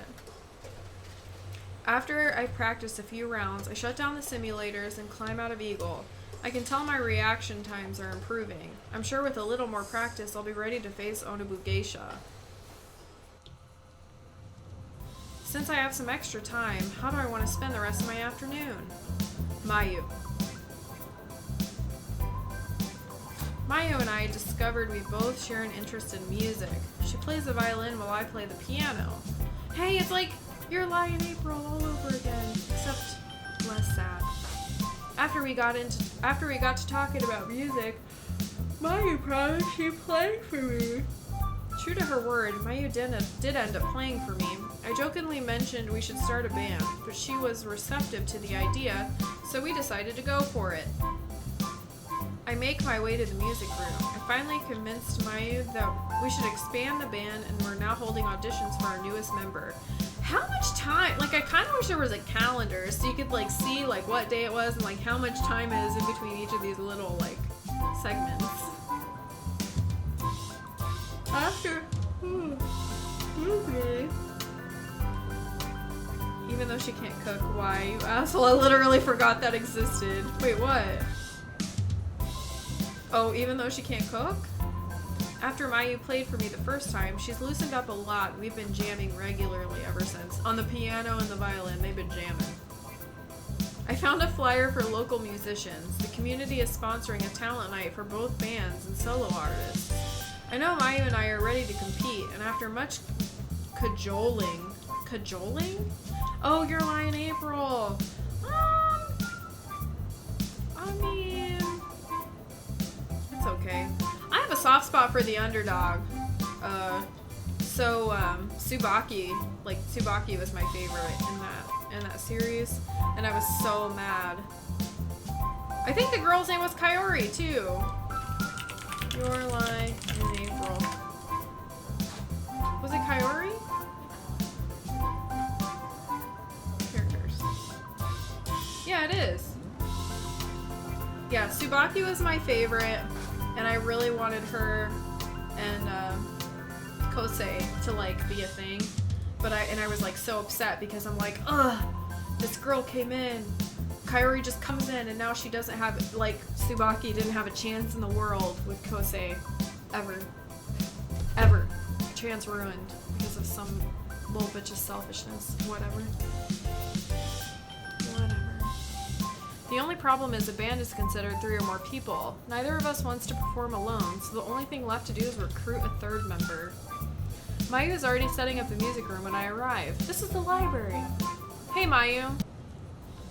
She pauses and smiles when she sees me. Hi, you made it. Of course I did. Of course you made it, but you're early, which is nice. Not that I think you can't be early to things, but... Her voice fades and she drops her gaze. She's so cute. I'm a little nervous too. Mayu flashes me an appreciative smile. I hope we find someone good. Same here. There will only be singers auditioning today, right? Yeah, I think having a vocalist will best complement our sound. Ask her how Sho and her are doing. Mayu nods. I help her move some of the clutter into the corner of the room and set up a long table with chairs in the middle of the room for us to sit. This is the judges' table.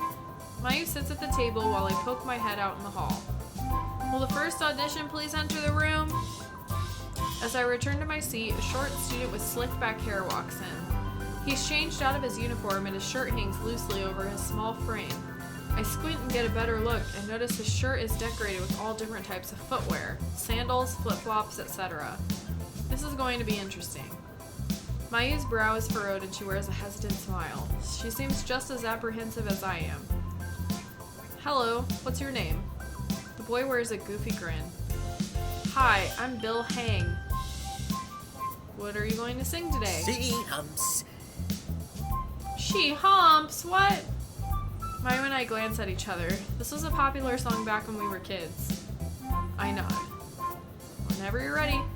Bill flashes us another lopsided grin. As he belts out a tune, he begins to bounce his knees and stiffly jerk his hips from side to side. He sings in a monotone, and his cadence feels almost robotic. Paired with his strange dancing, he reminds me of someone gaining use of their limbs for the first time. Oh god. I glance over at Mayu, who has a forced smile frozen on her face. Her eyes seem almost panicked. Finally, he finishes and waits expectantly for our feedback. At least you've got spirit. Yo, dog. My dog can sing better than that. I put on my most comforting smile. Thanks for coming out. Bill continues to stare at me as if expecting more.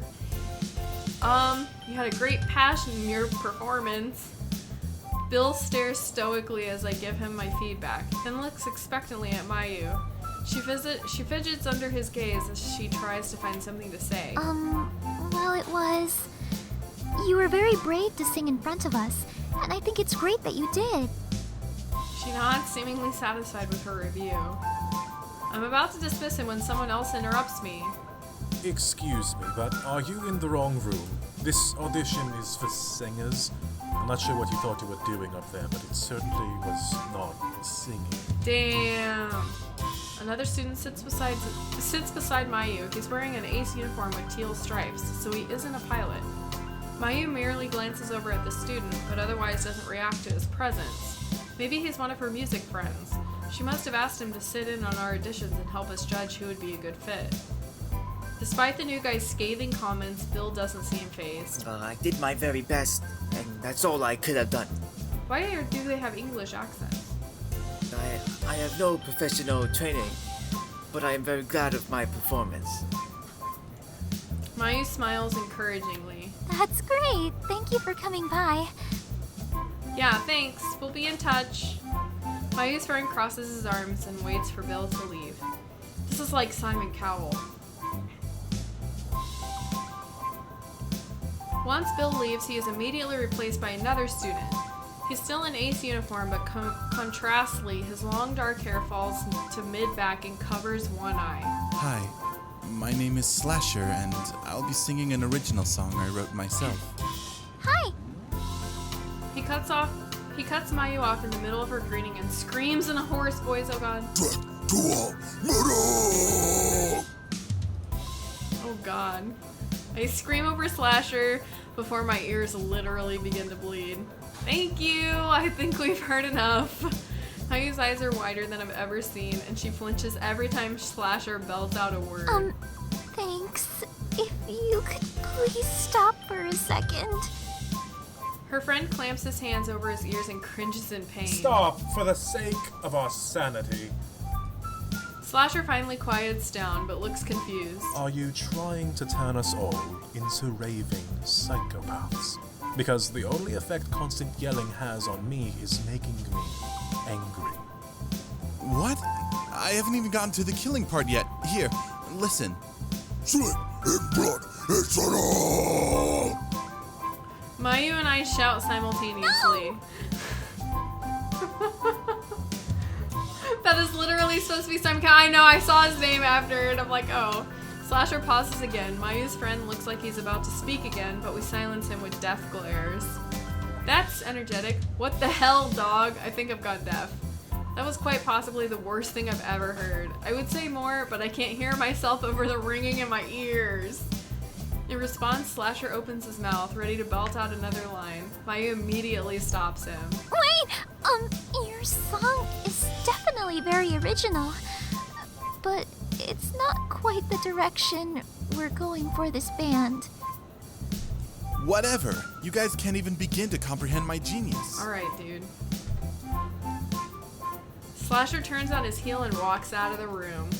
I breathe a sigh of relief, but brace myself for the next audition. A girl walks in. She's wearing her ace uniform and has dark hair pulled back into a messy ponytail. She seems normal so far, but I don't want to get my hopes up. Death to all metal! Hello. She smiles warmly and waves. Hi, my name is Mitsuki. Mayu seems hopeful. Feel free to begin whenever you're ready. Mitsuki nods and takes a deep breath. Her voice shakes as she sings a soft melody, but grows in power as she gains confidence. Mayu and I blink at each other. She's actually good. I close my eyes and find myself getting lost in Mitsuki's voice. Before long, her song is done. Mitsuki waits nervously for our feedback. Mayu stands to her feet. Mayu gets to her feet. So suddenly, her chair wobbles. You were wonderful! You have a powerful voice which would perfectly complement our instruments and the emotion behind your song. I could feel what you were singing. Eternal. Mitsuki blushes at Mayu's praise. Thank you. What Mayu said. Yo, dog, that was, oh my god. So bad. I couldn't agree more with what Mayu said. That was a beautiful performance. Mitsuki breaks into a wide smile. The random guy raises a hand. Excuse me, but what was that? What? Who is this guy? Mitsuki bleeds, obviously confused. I'm not sure what this guy's talking about either. This good shy girl act is so played out. Where's the confidence, the fire, and for God's sake, have you ever heard of a comb? Mitsuki runs her hands through her hair. I'm sorry. My last class was physical education, and I was running a little late. I lean closer to Mayu. What's with your friend? He's kind of a jerk. Wait, I thought he was your friend. He's just here, being a fucking weirdo. We stare at each other for a second, then focus our attentions on the mystery guy. Hey. He glances over at us.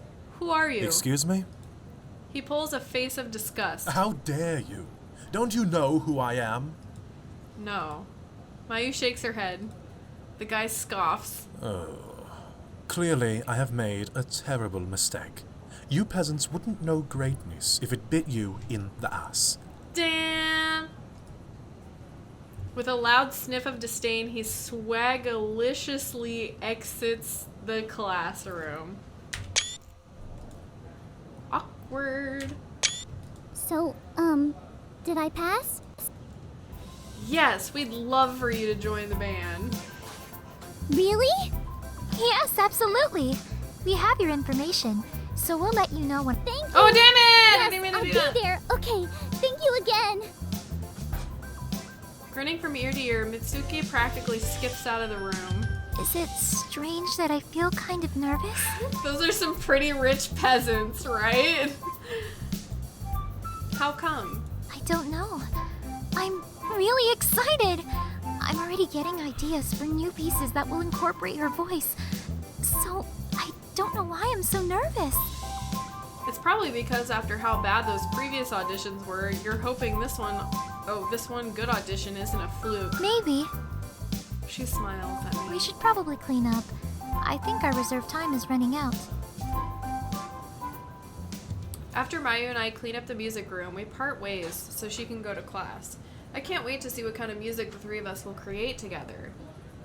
I make my way towards the cafe to meet with our account manager from Dashu. I try to anticipate what kind of questions he'll ask me about Eagle so I can have my answers ready. Yuuna said this wasn't an interview, but I still want to make a good impression.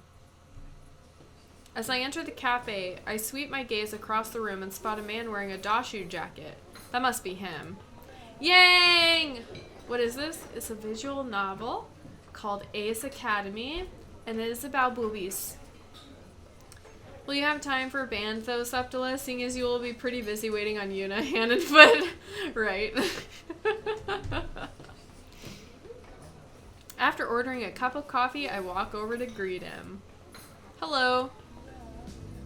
The man faces me, and I'm surprised by how young he looks. He only seems to be a couple of years older than us. I'm Wombo, the pilot for Eagle from ACE 2049-11. He smiles and gestures to the seat across from him. I accept the seat. Thanks for meeting me on such short notice. As I'm sure you know, I'm Yuri Aryev, your account manager with Dashu. A waitress places our drinks on the table. He takes a sip from his drink and seems pleasantly surprised. That must be some good coffee. I'm not going to put you on the spot, but I am curious about a few things. About Eagle? Eagle? He looks genuinely confused. I guess my intel was incorrect. Rennie! What's up? No, about hyperdrive. Anubalore della Oh my gosh, that scared me. Thank you for the follow. Wait! You unfollowed me, Rennie? Damn.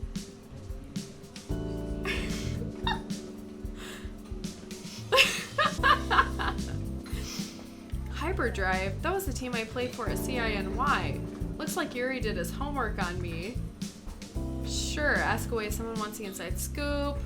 I'm still under their NDA. Sure, ask away. I'll try to answer the best I can. Obviously not if I came into your stream, you derp. I don't know nothing. I am more interested about the team and sponsorship dynamics in the West. I've researched that companies have official teams in the school rather than just sponsoring a different team from time to time. I do not remember learning any of this stuff. I don't remember talking to Yuuna about it. This guy is just a joke and is lying about why you were talking. Are you serious? I nod.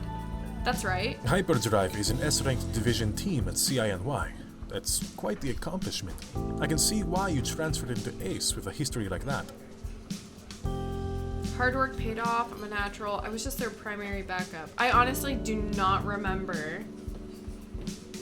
This wasn't covered in it? Okay. He just wants to get to know you better. I'm gonna say hard work paid off. Thank you. I practiced a lot and studied to make sure my application was strong from both sides.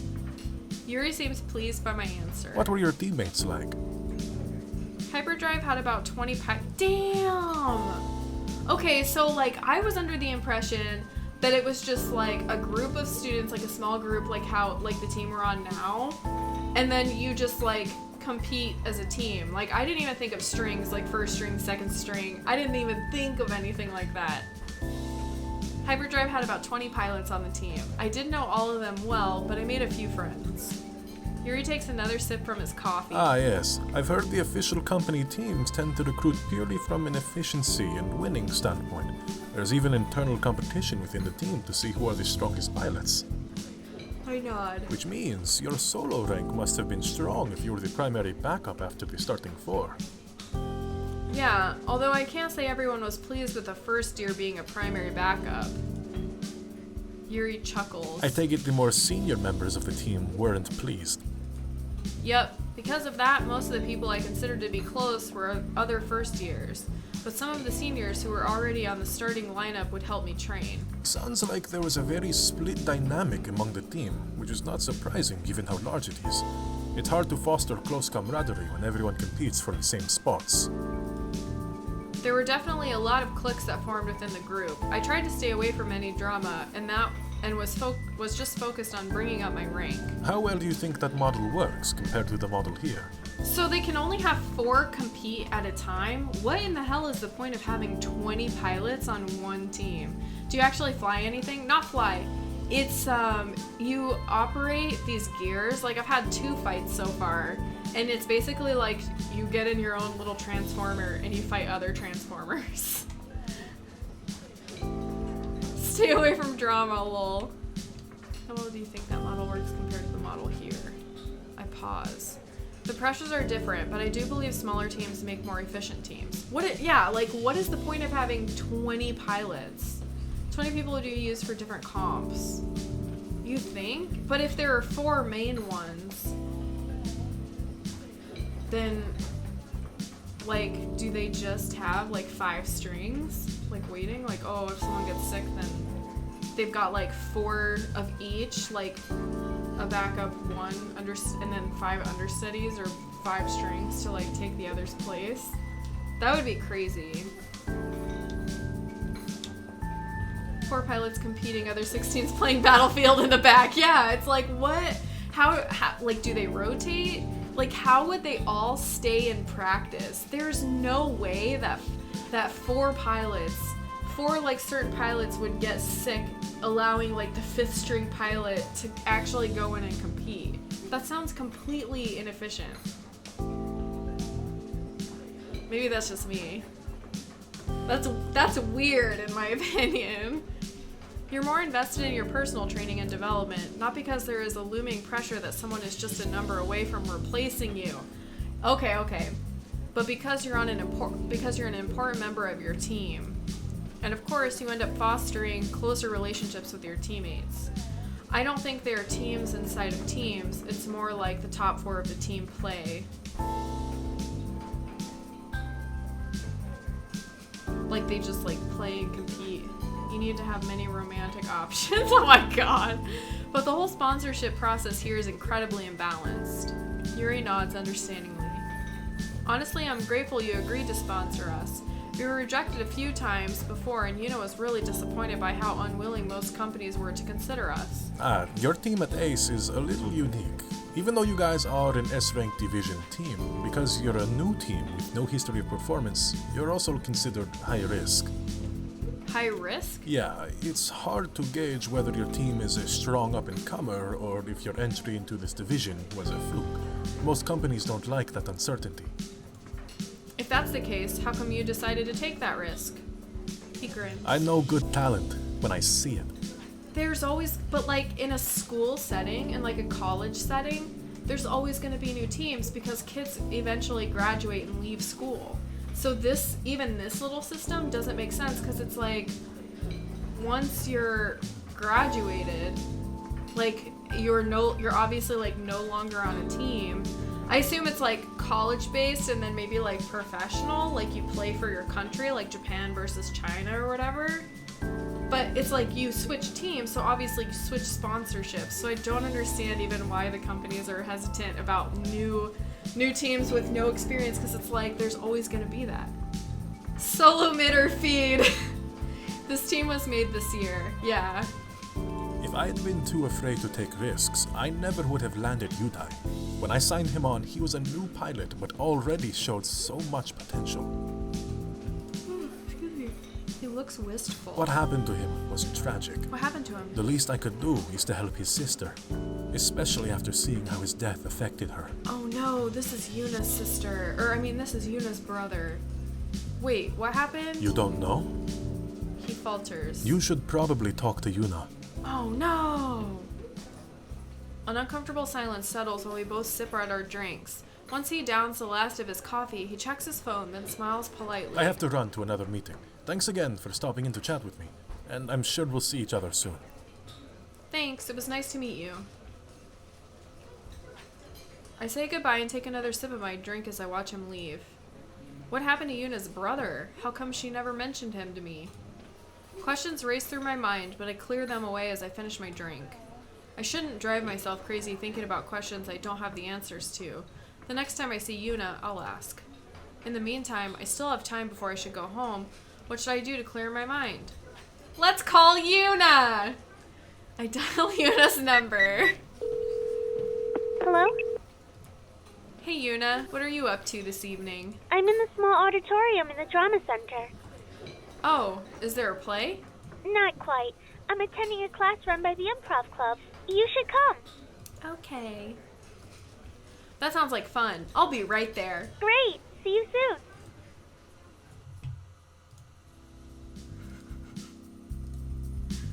As soon as we hang up the phone, I head to the drama center. Yo, fam, why you never tell me you had a brother?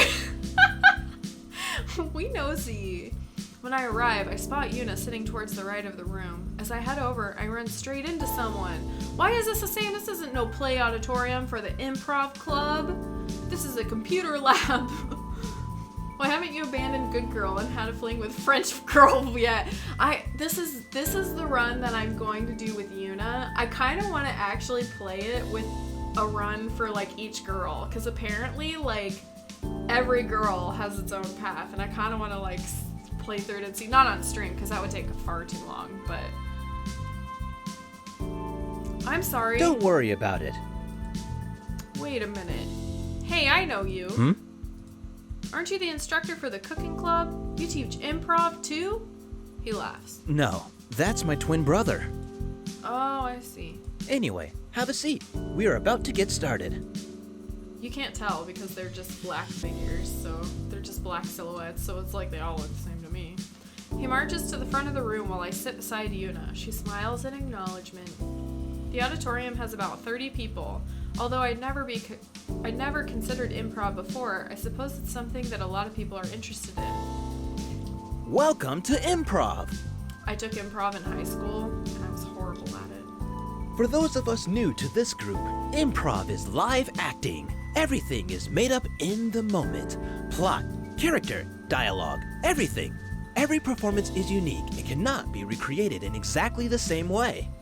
Okay, everyone partner up. We're going to have each team perform a skit. Yuuna and I nod at each other. It doesn't matter if you're a newbie to improv or a veteran. The most important thing to remember is to go with the flow. Your partner might throw something completely wild at you, but that's okay. That's what makes improv fun. You'll have a choice of scenarios on stage for each pair to choose from. Once the scene has been set, then the only rule is to do whatever comes to mind. So, any volunteers? Me, keep your hand down. I raise my hand. We volunteer as tribute. This game steals so much from movies.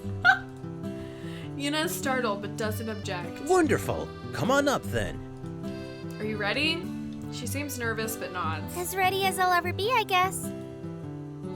Together we head on stage. Oh my god, I hope it doesn't give me an option to ask about the brother on stage. You'll find the scenario options on the table over there. Once you've decided, read the scenario out loud for the rest of the class. We walk over to the table in the corner of the stage. Which one do you want to do? I read the descriptions. You're at the beach, but you've gender swapped. You must declare your dying confession in the arms of your love. What? Which one do I pick? Gender swap. Gender swap beach scene. So I have to play a girl and you have to play a guy. Yep. It might be fun playing Yuuna. Let's do this one. She raises her eyebrow but doesn't disagree. If you like. After we select our description, I read it aloud for the class. The instructor then gives us the signal to begin. The second one? Yuuna squares her shoulders and swaggers exaggeratedly on the stage. I love the beach and doing manly things like, swimming. Too bad my friend isn't here with me so we can swim together. Yuuna looks pointedly in my direction, indicating for me to join her in our skit. I pretend to be shy and pitch my voice high. Teehee, just a minute. There's a prop bin in the corner of the stage. I rummage through the bin, hoping to find something to use. Aha! You literally could have had her in your arms, tears flowing. Wrong choice, oh no! I grabbed two balloons and stuffed them underneath my blazer. A chorus of laughter reverberates in the room, but Yuuna's face is one of chagrin. Sorry I'm late. I was getting ready. Yuuna gets back into character and instead of talking, she just stares very obviously at my balloons. That's not what I look like. Is it? I'm not being her. I'm just being a girl. I cover my chest with an arm. Ah! Stop being a pervert! Yuuna pretends to balk. No, that's not it. I was just admiring your swimsuit. I pout and continue to cover my chest. Anyway, why don't we go swimming? I suppose if you want to, we can. Race you there. She runs across the stage and mimes diving into the ocean. I fall slowly behind her and pretend to wade carefully into the shallow water. Ah! Oh no! As soon as I touched the water, my top fell off! No, why are we making fun of her? I picked the wrong shit. I hold the balloons close to my chest, but let my blazer fall to the ground, mimicking losing a bikini top. Yuuna's mouth drops open in shock. I turn my back to Yuuna, but not before I see her bright red cheeks. God damn it! We chose the wrong one! Don't look at me! I peek at her out of the corner of my eyes. Her shocked expression suddenly melts into a cheeky smile. Oh no! For some inexplicable reason, my nose has started bleeding! Hey! That's not what happened! Yuuna grins, and this time it's my cheeks which turn red. The audience has not stopped laughing since my balloon incident and didn't even notice my break in character. The student professor claps his hands. Great job, you two. Have either of you done improv before? Hell to the no. We shake our heads. You're a natural. Really? Yes, that was hilarious. You two have great chemistry together. You make an awesome team. Thank you. Yeah, thanks. Yuuna glows with excitement as we return to our seats. We rocked it! Thanks for coming and joining me. We got a heart. No problem. This is a lot more fun than I expected it to be. Alright, I swapped out the scenarios on the table so we don't get any repeats. So who's next? Do we get a chance to go again? Oh, no. Yuuna and I watched the other teams perform their skits to the amusement of us all. By the time everyone had finished, my sides hurt from laughing so hard. As I enter the house, I hear soft giggles coming from the living room. A tuft of blonde hair peeks over the couch. Another wave of giggles floats from the couch but ceases abruptly as I step closer. But you could have gotten a kiss? No, I don't think Yuuna would have kissed us. She's not that type of lady. Yuna's a real lady, okay? We gotta wait for that shit. As I enter the house, I hear soft giggle. Oh wait, I already read this. Nikki hangs up the phone and turns around to greet me. Hi, big bro. I plop down next to her. Who is that guy? Her eyes grow wide. How did you know it was a guy? Who else could it be? You just told me. Just stare at her. Who else could it be? I'm psychic. No, you're not. You've never giggled on the phone before. I wasn't giggling. Hard is the long game. Yep. We're looking at the bigger picture, okay? The blush in her cheeks tells me all I need to know. So who was it? No one. Doesn't sound like no one. He's just a classmate. I reach around and grab Nikki's phone while she's distracted. No, give it back! She screams in my ear. She leaps over me, reaching towards her phone. I fend her off and keep the phone away from her grasping hand. As she continues to struggle, I worm my way off of the couch and flip through her call list before she can scramble to her feet. I last dialed the number. Oh, the last dialed number is to a Ken. What kind of weird Japanese name is Ken? Nikki snatches the phone right as I speak, then pummels my chest with her fists. Oh my god, you are such a jerk. Is he even a real person? Of course he is. But his name is Ken. You're the worst. Damn, she hits me hard one last time before turning on her heel and storming upstairs. Have to think long term with these princesses, Blinky. Yes. When she's halfway to the top, she pauses. And by the way, Ken means strong in Japanese. Nikki stomps into her room and slams the door. Oh yeah, oops. Still, Ken. I hear laughter. Is that me? Did I just laugh out loud? Kaido is leaning against the doorway behind me, a broad smile on his face. I jump when I see him. First Akira, now Kaido. How is everyone always sneaking up on me? That's good. Ken is a funny name. It's like... Ken! Oh my god. He continues laughing at his joke, then gradually calms down. Why does your face look like that? 'Cause you ain't funny. Like what? I always look like this. No, like this. He mimics a look of cringing and disbelief. I don't... What? I should go do my homework. Good idea. Get smart. Smart. I slowly head towards the stairs, still unsure about what just happened. As I walk up the steps, I can still hear faint chuckles from Kaido and the echoes of Ken Yen. Oh my god. Since I was already in my room, I caught up on studying until it was time for sleep. Was that your dad? That's my uncle. He's like fostering us or something. I wake up energized and throw off the blankets. Today is our match against Onobugeisha, and I'm looking forward to it. I run through my morning routine, thinking up strategies in my head. Then I try to refocus as I finish my breakfast. I still have a class to attend before my match. I grab my bag and hop on my bike. There's an unexpectedly heavy amount of traffic this morning, and I rush into class right on time. That was a little too close for comfort. As I settle into my seat, the professor clears his throat, beginning the lesson. Good morning, class. For today's lesson, we will discuss the differences between energy and kinetic weapons.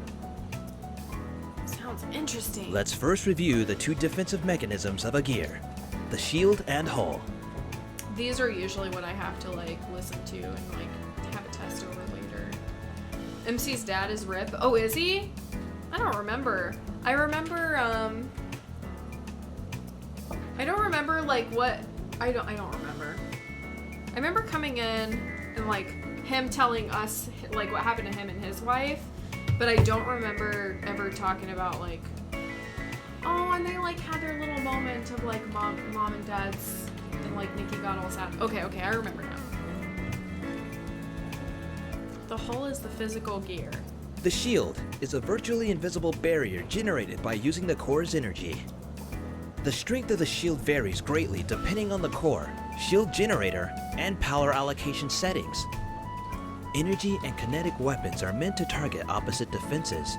Energy-based arsenals are effective against shields as they quickly drain shield energy, but because of that, they are weak at penetrating the hull. Alternatively, kinetic weaponry is designed to puncture the armor, but they are weak against shields as the kinetic energy gets dispersed over a large surface area, the entire shield. For the purpose of war games and recreational use, only energy weapons are permitted. A gear is considered destroyed when it is depowered. Of course, outside of recreational combat, this rule does not apply. A student raises his hand. What about hybrid weapons? Ah, yes. Hybrid weapons are able to equally damage both the shield and hull. However, their damage strength is not as effective as a singular purpose weapon. The student nods in acknowledgement. Please turn to page 233 and let's take a look at the different types of energy weapons. I flip to the page the professor mentioned and continue listening to the lesson. That's all for today. Please make sure you have all completed your WebLink assignments for next class. I bet I have to know that stuff for the match too. I pack my things and head to the hangar to meet up with my team. Our match is scheduled earlier than usual and we need to rethink our strategy. The plans we discussed had all revolved around our match against Strike X, but now that they're disqualified, we have to come up with some new ones against our new opponent. I enter the hangar and look for Aura. When I arrive, everyone is there already. Oh, everyone is already there. Whatever. Show waves. Brosith? Brosith. Septula, you didn't even take any notes. I know. Hi. Kairi greets me with a nod. Good. We're all here. Let's head to the pre-combat room and start planning out strategies. Hey! We collectively turn at the sound of May's voice. She waves and beams at us as she runs closer. What are you doing here, May? Kairi sounds less than amused. I wanted to wish you all good luck. I'm so excited for our match. Me too. Mayu smiles and nods. Let's give it our best. Who needs luck when you're this good? Oh my god, stay quiet. Let's give it our best. Good luck to you guys too. We won't hold back. May smiles. We won't either. As quickly as she arrived, she's gone in a flash. She's so nice. I'm totally feeding off of her enthusiasm. I'm getting a better vibe off of this match too than the one off of Strike X. No! Sho blinks at Kairi's outburst. No? She's just putting on an act. She was trying to psych us out. Don't fall for it. I don't think that was her goal. You guys don't know her like I do. You can't trust her. Especially when she's acting all friendly like that. Kairi's been acting strange, more so than usual when May is involved. Oh damn, I wonder if they're involved. Anyways, let's go strategize while we have some time. She doesn't wait for us to answer and begins power walking towards the pre-combat rooms. Hey, wait for us! We jog to catch up and follow her. After a quick change into our pilot suits, we meet at the holodesk. Kairi sets up the match. A few minutes later, the holodesk projects the arena and the gears involved in the fight. Alright, so what's the deal? Onna Bugiesha is a melee-only team.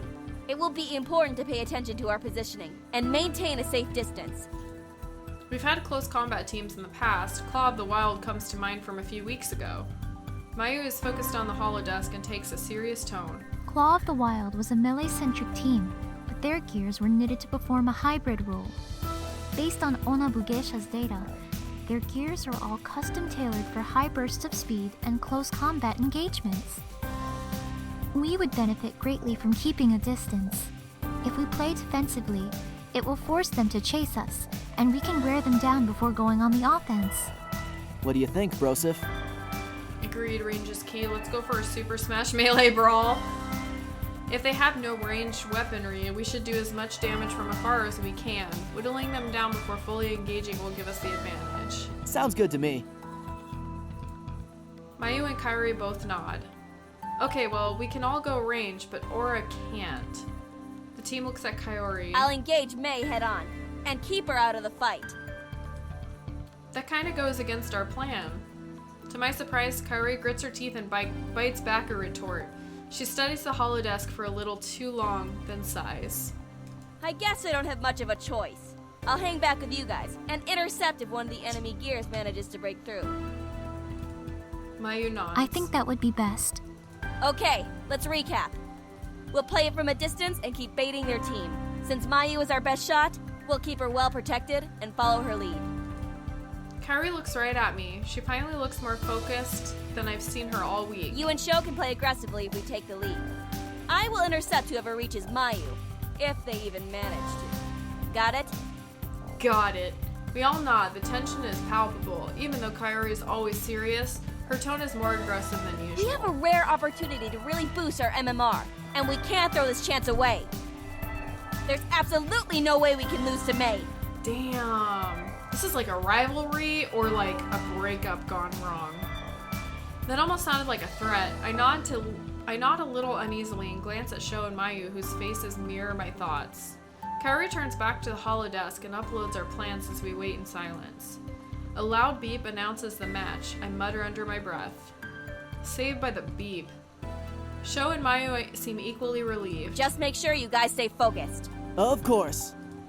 Sho forces enthusiasm into his voice, attempting to raise our morale. Kaori ignores him and Sho deflates. Let's go. We enter the arena from one side while Onobu Geisha enters from the other. Welcome, everyone! Are you all ready for another fantastic match? The crowd erupts into loud cheer. Good, because we have an amazing one lined up for you. Onobu Geisha versus 8, 20, 49, 11! We need to come up with a team name. Everyone's comps are open as we await the sound off. May's team gets into position and away with relaxed confidence.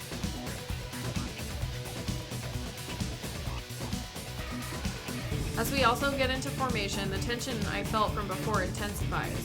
This no longer feels as a friendly match as I thought it would be. As soon as the sound off blares, May's team dashes straight toward us. A faint shimmer surrounding their gears reveals a hefty frontal shield. Oh, damn it. Mayu! On it! Mayu raises her gun and takes aim while the three of us position to protect her. A heavy round flies into one of the gears in the distance. Although the shot connects, it disperses into a hexagon of shimmers. What? They're shields! They're tailored to deal with real rounds. I need the shield to be weakened so that my shot can penetrate and force an immediate to power. Affirmative. I'll stay back and protect. You two go aggressive and focus on knocking out their shield. Let's go. Roger that. Switching to EMP rounds now.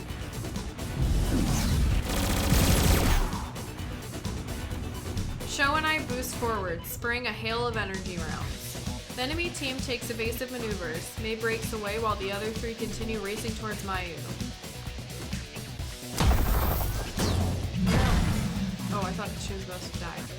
The closest enemy gear takes the brunt of the damage, and its front barrier drops. Mayu takes advantage of the vulnerability and aims a shot at the gear, instantly depowering Nice! it. One down! I have two of them approaching me. Howdy? Howdy! She just leaves. Oh, damn. Ara has left her position and sprints towards May. What are you doing? You have to protect Mayu! I am! I'm taking out May so she can't attack! That wasn't the plan! You two cover her! We're not in position to! She's already engaged! Let's go! Oh, damn it, I missed it. Oh well. Sho and I boost back to Mayu, but it's too late. I've been depowered. Rip. Her voice is lethally calm. This can't be good. The two enemy gears shift to Sho and I. 2 on 2, but not much distance. Play this out carefully. For once, Sho is serious. The gears split their focus and one of them charges towards me while the other boosts towards Sho. I boost away and take aim. Fire. My aim is true and a blast of energy rounds collides with her gear. She stumbles back from the hit while I create more distance between us. Before she can strike again, I move away to create more distance between us. I raise my guns for another shot. Fire. She tries to dodge, but is too slow, and my shots pellet her shield. She's pushed back from the force of the blow, but once she gets her bearings, she boosts right back towards me. As she approaches, I boost away from her and weave around the area, forcing her to chase me. I steady my aim. Do I keep firing? Shoot? What's the difference between shoot and fire, I wonder? She's too slow to dodge, and my shot strikes through her shield. Her gear can't support the hit, and she's depowered. I look over at Sho just in time to see an enemy gear strike. Watch out! I boost closer and shoot again. The round connects with the gear just as her attack connects with Sho. Sho blocks just a second too late and he's depowered, but because she wasn't expecting my attack, she left herself vulnerable and is also depowered. Mei is the only remaining enemy gear. One more gear and the match is ours! On it. I boost towards Kairi and Mei, who are locked in a duel. Aura strikes with vigor, but is parried. Mei retaliates with a wide swing, which Kairi barely manages to block. In here. Don't interfere! Huh? What? What do you mean, don't interfere? Let me handle this! She's gonna lose us this match. This isn't a simulation. It's a real match. Yeah, what you're saying? Mei is going down in a one-on-one. She won't have any excuses this way. This is a team match. You can't put a win in jeopardy because you want to make this personal. What should I do? Engage Mei. Hello? We're here to win. We're not fucking around. Eagle bursts into action. What are you doing? I'm not just gonna sit here and let her take me out. Parry? Anticipating her swing, I sidestep using my thrusters and counterattack with my own blade. With no shield activated on her back arc, my swing completely depowers her gear. Damn. Nice one! Sho's the only one to speak. Guys? Mayu and Kaori are both silent. Aura sheathes her blade and exits the arena. 8-20-49-11 are the winners! I feel like if I wouldn't have engaged, then, like, she would have lost. The crowd roars to life, but their excitement doesn't penetrate the friction clouding our team. I hate to rush our competing teams, but we have another match in just a few minutes. You mad, Kaori? She is. Mei's team heads back to their pre-combat room as we head to ours. We enter the pre-combat room. Kaori is nowhere to be found. She must be already changing. Sho and I go to change, but Mayu stays back. She must be really upset if she's actively avoiding Kaori. Man, I'm not liking the vibe right now. Were you expecting me to hang back? I didn't say that. I probably would have done the same if I were in your position. It's in the past now. Sho and I finish changing and head back to the pre-combat room. As soon as we enter, Kaori stomps up to me. Mayu is nowhere to be found. Why did you do that? Do what? I told you I had it, but you engaged her anyway. How is that a bad thing? Isn't the goal to win the match? Yes, but that's not what I mean. Then what do you mean? She frowns. You don't understand. How could he? You aren't making any sense at all. Do gals really act so impulsively negative in competitions? Oh yeah, 100%. Kaori tenses and glares at Sho. I don't have to explain myself to you. No, Kaori. Are you okay? Mayu's pissed. We turn around and see Mayu. Her jaw is set and her eyes are hard. I've never seen her this upset before. It's chilling. Kaori's eyes widen. Mayu? You put your personal agenda above the team and risked the match. Our positioning was compromised, and I had no support. Those two were out of position because of an aggressive call that you made. That ended up costing us 2 depowered gears, one of which was avoidable. So no, you do owe us an explanation. Damn, you go, Mayu.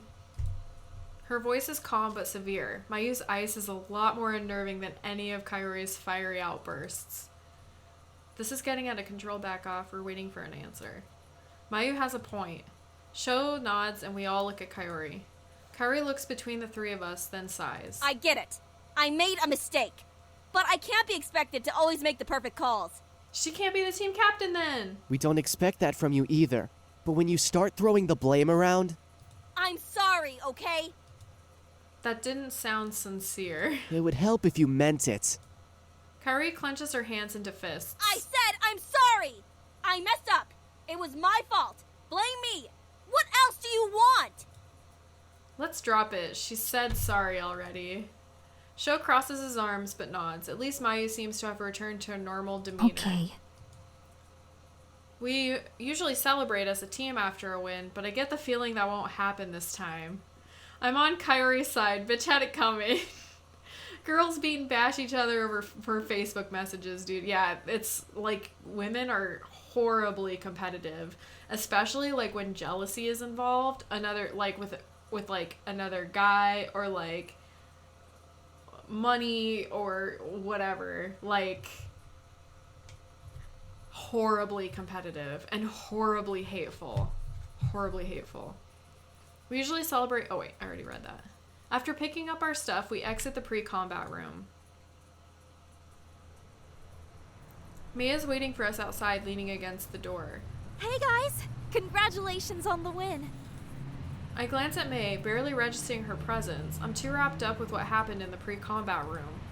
May's smile falters when no one answers. Wow, with gloomy faces like that, I'd think you were the ones that lost. Shut up, May! May flinches from the ferocity in Kairi's voice. I was just kidding, Kaori. This is all your fault! May's stunned into silence. You seriously need to calm down. May didn't do anything. You're being too harsh, Kaori. Kairi's eyes flash. You guys are taking her side? I thought you were my teammate! We don't know what we're taking sides over. We're not taking anyone's side, but since the match, you've been acting like a complete... Sho! Sho catches himself and falls silent. Kairi looks at him. A complete what? A complete bitch! Nothing. She pauses when she finally speaks, her voice cracks. I see. That's how you really feel. Sho's looks soften. No, I didn't mean that. Kairi turns to face May. You. She lowers her head. You always turn my friends against me. She must have this must be it's either over a boy or another friend. Like, she was maybe Kairi is dating somebody and then May comes along and steals him from her or something like that. I'm talking about in actual sports where there's actually something on the line other than pride. Have you personally seen any gal do that on a team just to spite another gal? No. Not me personally. The only things that I played in high school, I was a cheerleader in high school and I did volleyball in high school. And the whole team, the volleyball team, they were pretty, we were pretty close. But it was when it came to teamwork, even if there were differences and arguments and stuff like that, we, once the match started and once, practice started, all of that shit was, left at the door. Have you seen some of those fucking girls play soccer? Dude, the soccer girls? I had some friends who played soccer. I never played soccer. But those girls are fucking ruthless. Soccer and, not field hockey, but, what's the other one where they have the nets? And it's, the little ball in the net. What's that called? What's that sport? Kairi's just mad May ain't into other girls. That's what I'm thinking! I'm like, okay, either May stole Kairi's boyfriend, or they, used to have something going on, and now they're, done so. Lacrosse! That's what I'm thinking of. Yes, lacrosse. Those girls are fucking mean.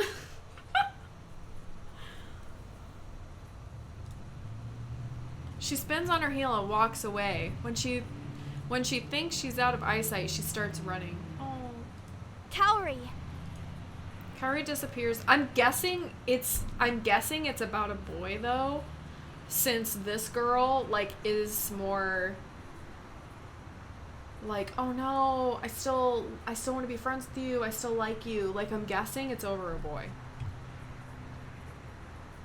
Sho is about to rush after her when May blocks his path. I have to go apologize. I didn't mean what I said. May sighs. You need to give her space right now, or you'll just make it worse. Make what worse? Sho looks torn but doesn't try to follow Kaori. I don't think I've ever seen her too upset to yell. Mayu looks down worriedly at her feet. I was too mean to her earlier. I'm sorry. Net's butterfly hunting, yes. Butterfly hunting, yes, that's what it was. You guys shouldn't blame yourselves. Kaori just needs time to cool off. You sound like you speak from experience. May sighs and nods. What's up with her saying you always turn my friends against me? It's a long story. Something that happened back in middle school. Something to do with Ryota? You two go way back. Yeah, we do. May's pocket vibrates. She pulls out her phone and reviews the message. My team is wondering where I am. Don't worry too much about Kaori. She'll be okay. I'll talk to her when she's calmed down. Please tell me this girl Kaori, who is like so logical, is not still fucking dick hurt over some boy in middle school. We are in college. We are in college. Come the fuck on now. We nod and watch May head out. I don't feel any less guilty. I shouldn't have acted that way earlier. She's the team captain. She has to keep a level head no matter what. Like, that's what the team captain does. No, it was my stupid comments. I never should have said something like that. I guess I still feel guilty too. Let's give Kaori space like May suggested. I'll go check up on her. Do we go check up on her? Let's go check up on her. I'll go see if she's okay. No, let me do it. No, Sho! I don't think she'll be too happy to see you right now, Sho. He's right. Sho frowns but doesn't protest. You guys can head out. I'll text you once everything is okay. Are you sure?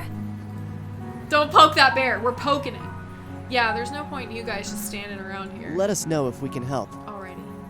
Will do. Screw her. Let her cry it out herself. I'm nosy and I want to know what happened. I wave at the pair and jog in the direction Kaori went. The sun dips low in the sky as the evening rolls in. I search several locations for Kaori until I arrive at one of the more secluded campus quads. There's only one student sitting on the bench with a bag at her feet. Kaori's face is bent over her chest and I can hear faint sniffles. She probably wants to be alone right now. I'll console her. I place an arm on her shoulder. She's gonna tell me to stop being a pervert. Hey, are you okay? Kaori glances up at me for a second, but it wasn't long enough for me to see how her eyes glittered. She rubs her eyes. Sho feels bad. We're all sorry. Were you crying? LOL. Holy shit. We're sorry, Kaori. Kaori shakes her head. You guys don't have anything to be sorry for. It was my fault. Still, we're your teammates. We should be helping each other, not fighting. You guys were right. This was personal. What? I've been busy with other stuff. I guess the stress got to me. At least troll her. Other stuff? Kaori shakes her head. Don't worry about it. It's nothing major. I just have to handle myself better. Like depression? Oh god. I sit down beside her and enjoy the silence. The only sounds are the soft whistles of the breeze and the chirp of wildlife. I let the tranquility wash over me. Even Kaori seems to be calmer. She looks up at the evening sky. Ask about May. I've been wondering, what's your history with May? Kaori looks at me. What do you mean? Bitch, you know what I mean. She acts like your best friend, but you, not so much. Kaori sighs. We were best friends, but that was before she broke my trust. Our friendship can't go back to what it used to be, no matter how badly she wants it. What did she do that was so unforgivable? Kaori looks away. If you're ashamed or embarrassed to tell me, could it really have been that bad? Yes. Although she answers quickly, she seems a little less certain than before. Well, alright, that's your call, but it's obvious that May still cares a lot about you. Kaori doesn't answer. It's getting pretty late. You're going to head out? She stands up and picks up her bag. Yeah. Unexpectedly, she smiles. Thanks. Aww. I smile back.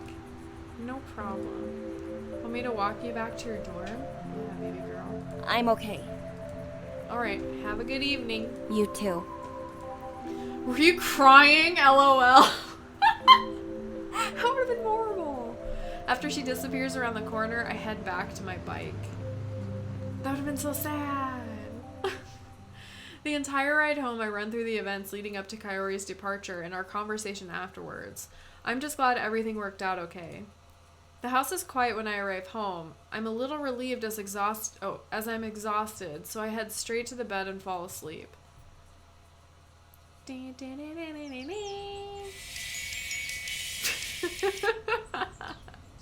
I turn off my alarm and stretch, then let out a groan. Yesterday was a really intense day, and I'm certainly feeling it now. At least it's Friday. With a regretful sigh, I roll out of bed and prepare for my classes. Don't you dare even try to learn where any other girl lives other than Yuuna! I grab a quick breakfast and drive to school. Yuna's waiting for me in class and smiles broadly when I sit down next to her. Hi, Yuuna. Hey! Sorry we haven't had a chance to catch up. How did your meeting go with Yuri? It wasn't as bad as I anticipated, even though he asked a lot of questions. About Eagle? No, he was interested in my team back at CINY. She blinks in genuine surprise. Oh, I was under the impression he was curious about Eagle. Damn, what if he's like undercover for another team? It's okay, I didn't mind. Clearly he did his homework about how teams are run in the States because he didn't seem surprised by anything I shared. Yuuna nods. There's a reason why he's the youngest account manager to manage a team at Dashu. Have you talked with him yet? Yes. He said that you show a lot of promise, and he's confident that if the rest of your teammates are as determined as you are, then you'll definitely be a force to be reckoned with. Valerie would never act out of jealousy. That's probably true. Valerie's the kind of girl that would sleep with your dad and best friend to get back at you. Yuuna seems like she'd get jealous but not act on it at least. Valerie is 5'0". But yeah, Valerie's a fucking dime. She knows it. That's it? She furrows her brow in concern. Yeah. Should he have said anything else? He's a scout? Who? Oh, maybe. That's probably true. I guess he was serious when he said I should talk to her about her brother. Actually, maybe now isn't the right time to bring up this conversation. It's time I ask. Let's talk about it later. But bothering her right before class begins doesn't seem like a very smart thing. The professor will get here and start class before we really have a chance to talk, and Yuuna will probably spend all of class stressing out about this. Just checking, guys. How he's clearly into me, no. Just checking. We had a good conversation, so I was just wondering if you had any other thoughts. Oh, no. But I'm glad to hear you enjoyed the conversation, too. He seems like he'll be easy to work with. Yuuna nods. He is. Yay! I glance at her and nod. The professor enters the room and gets settled. Good morning, everyone. Please open your textbooks to page 81. Excuse me. Your assignments are on the web link. Have a great day.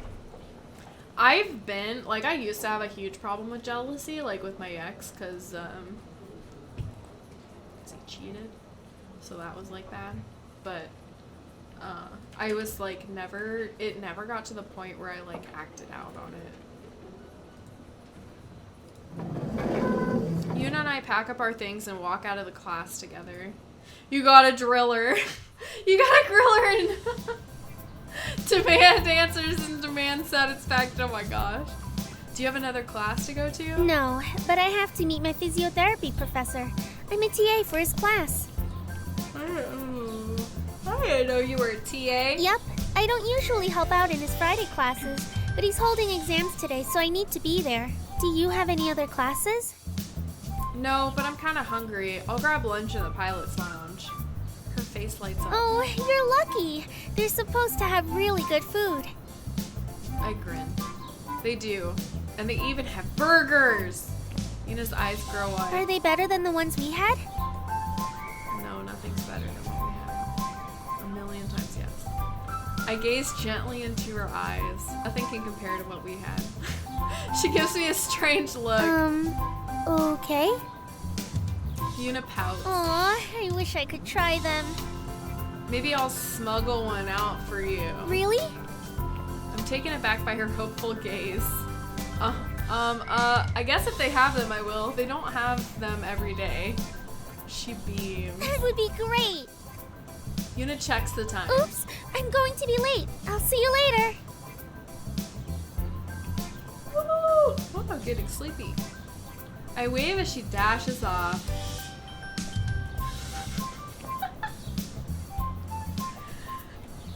Alone, I make my way to the pilot's lounge. I check out the menu on the display in the lounge. There's the usual Japanese fare that I can find in the dining hall too. Today's special is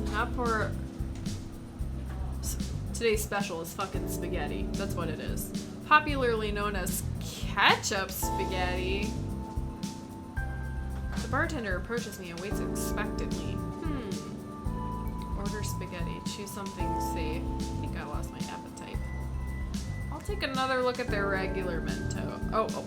I'll take a look at the regular menu. I'll just order a bento. I'll have the bento. The bartender nods. He brings me my order and I take it to an empty table. As I sit down, someone slides into the seat across from me. I'm ready to apologize and ask if this table was taken. When I take a good look at the girls, it's Valerie. Oh, it's May. May? Is this seat taken? No, you can sit here. Thanks. This is a little uncomfortable after what happened yesterday. I think she feels it too. So... Yeah, I'll take a Mentos. How's Kaori? Unfollowed you if you didn't pick that one. Oh my gosh. She'll be okay. May not. I thought so. I haven't seen her that upset since... Since what? I want to know. She hesitates. Since Ryota? May blinks, but seems relieved. Oh, Kaori told you about Ryota? Sort of. We're lying! I'm not about to tell her I was listening in on their conversation a few days ago. Did she say it was all my fault? It was certainly implied. I wish I'd never said anything. What'd you say? I blink. May doesn't strike me as someone who has many regrets. Thank you for the follow, Mr. Jaspo. She's always cheerful and seems to take whatever life throws at her in stride. I believe that you meant well. Thanks. If only Kaori could see that. I wasn't trying to ruin her friendship with Ryota, or my friendship with her. We're doing what? They would have been so cute together. You know, if Ryota hadn't been such a jerk. And how awesome would it have been if my two friends ended up together? I fucking knew it. I fucking knew it. Sounds like you were excited for her. I was. Even back then, Kaori was more reserved around people. She didn't like to show her feelings. So I was so excited when she told me she liked Ryota.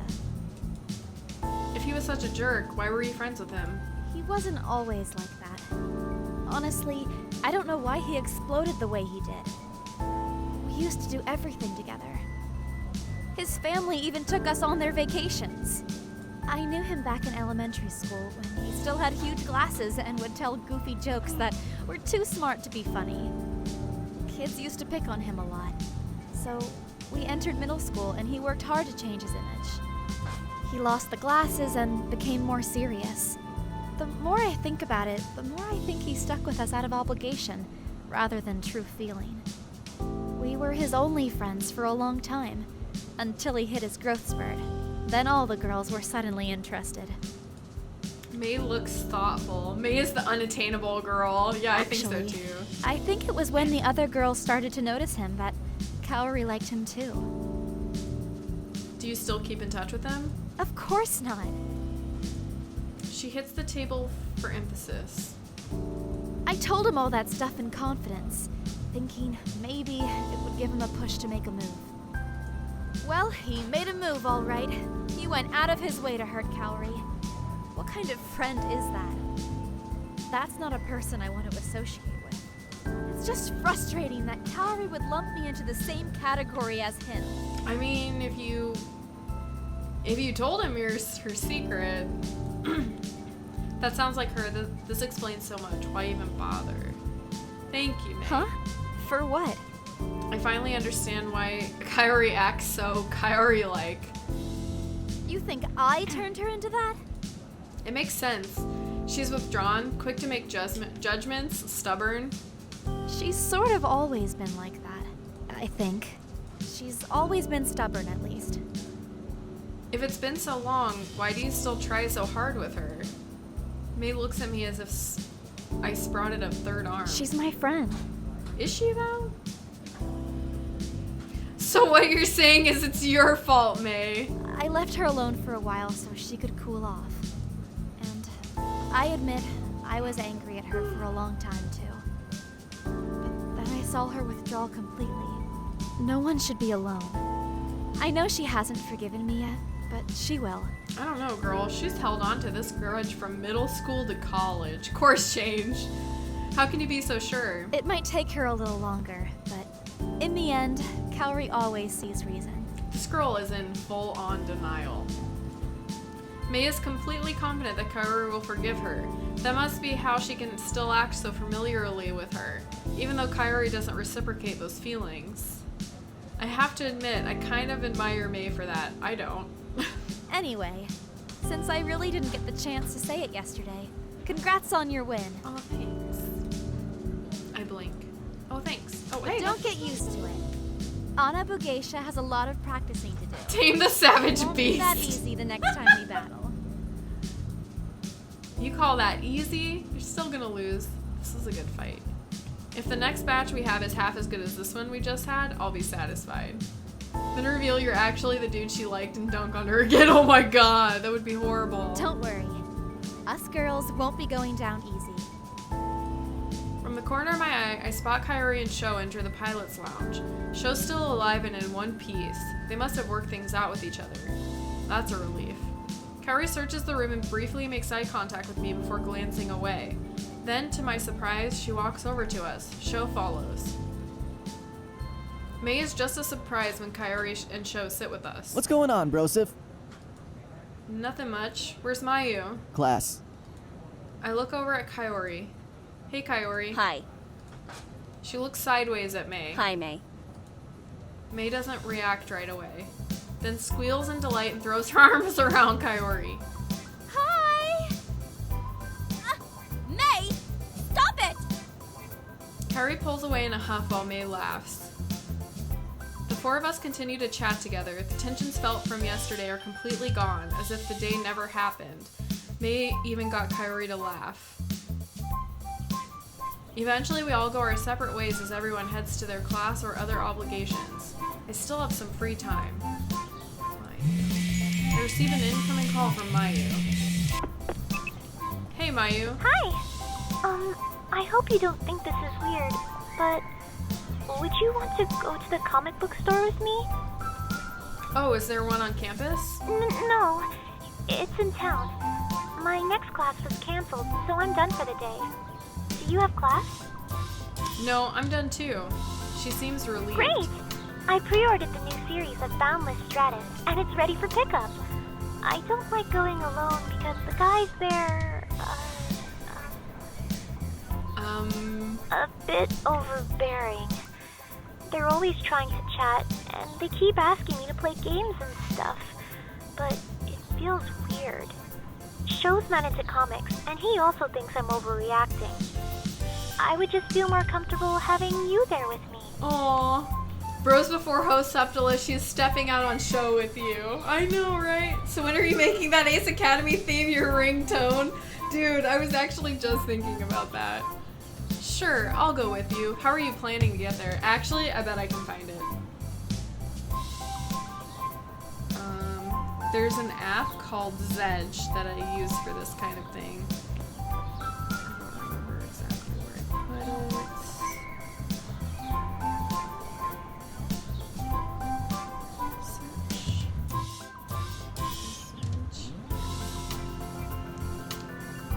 But yeah, Sho is dull. When a comic book's appreciator, go for Mayu. Later. Okay, ringtones. I need to search. Ace. Oh, whoops. Ace Academy.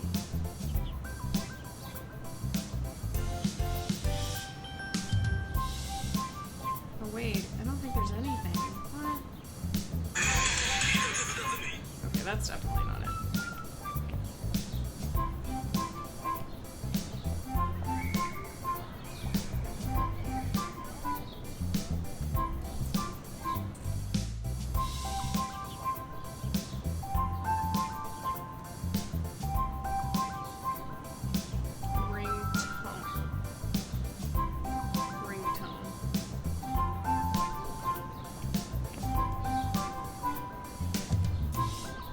Oh, it's It's in the, like, you can actually download the bundle, like the soundtrack with the bundle, I think.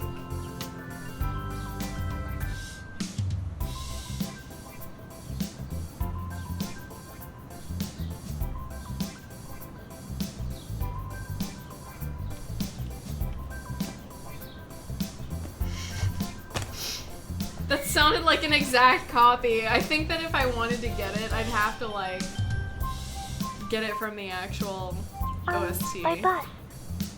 I can drive us. Are you sure? I don't want to be any trouble. It's no trouble. How about I meet you at your dorm and we can go together? Okay, see you soon. Damn. We hang up and I head to her dorm. After I pick her up, I drive us to the comic book store in town. When we arrive, Mayu hesitates before she hops off my bike. Oh, she's scared. You okay? Yeah. She takes a deep breath, then gives me a nod. I follow her into the store.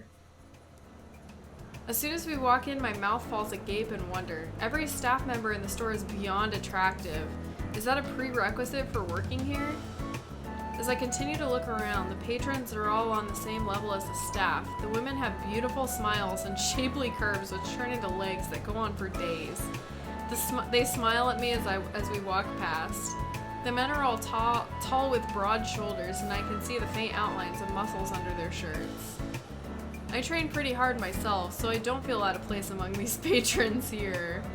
What is this place? Mayu doesn't even pause and heads straight to the counter. When we walk past, the staff members greet us, but Mayu keeps her head down and refuses to make eye contact. As we approach the counter, an equally attractive and friendly man greets us. Good to see you again, Mayu. Is there anything I can help you with?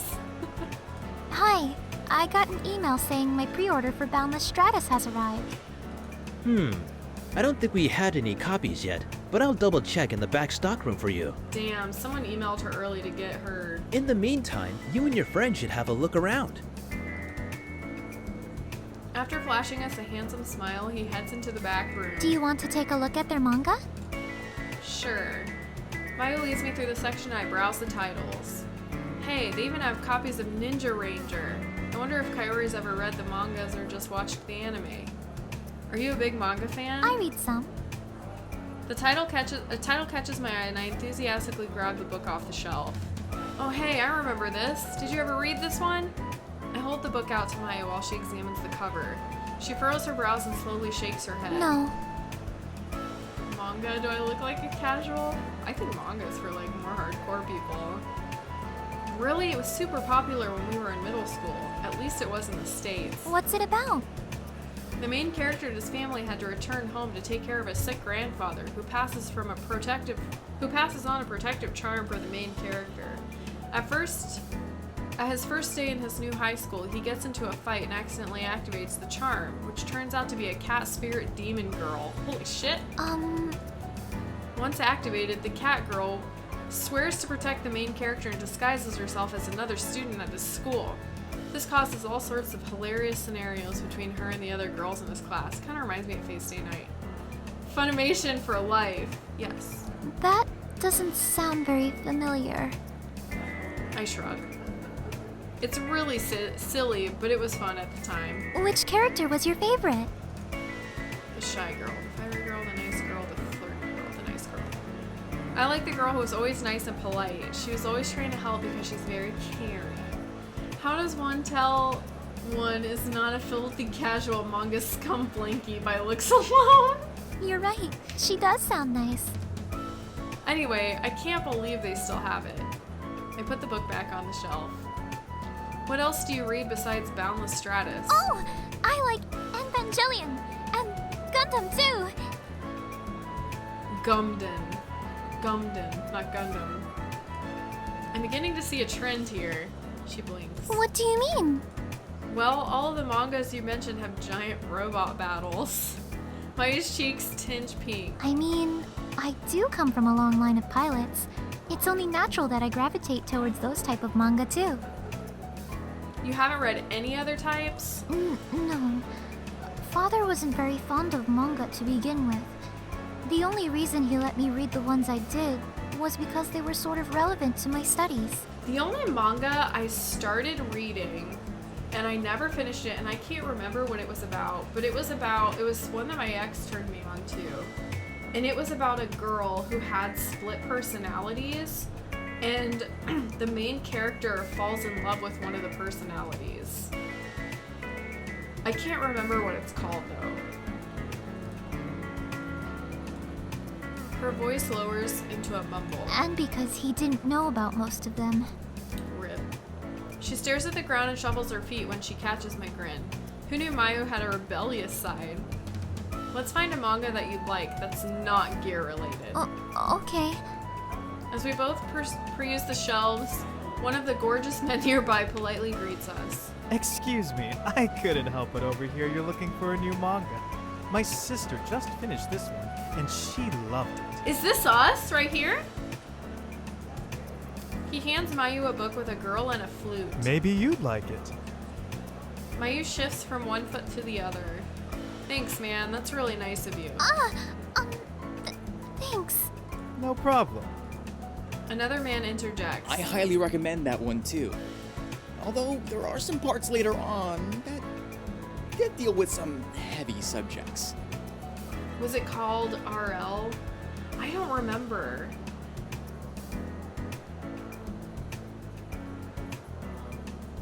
I don't remember. I want to say it was like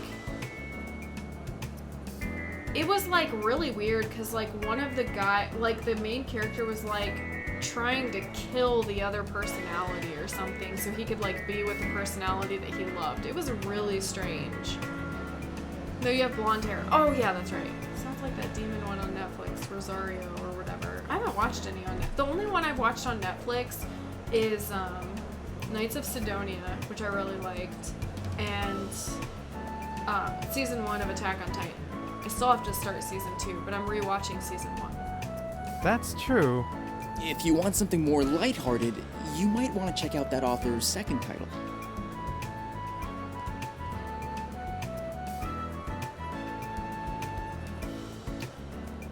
Maybe this is it? I wish that I could remember. I don't talk to my ex anymore.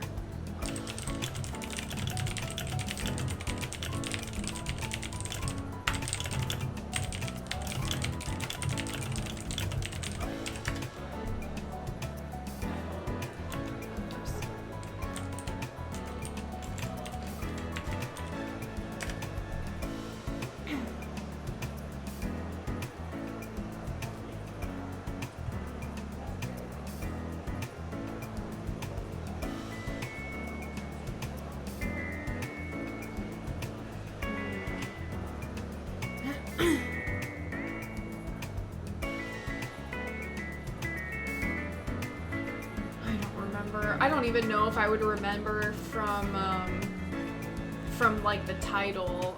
I would recognize it if I saw like the illustration probably.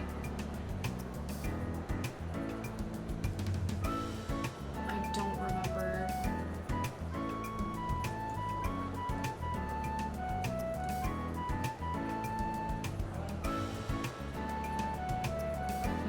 Yeah, I don't remember.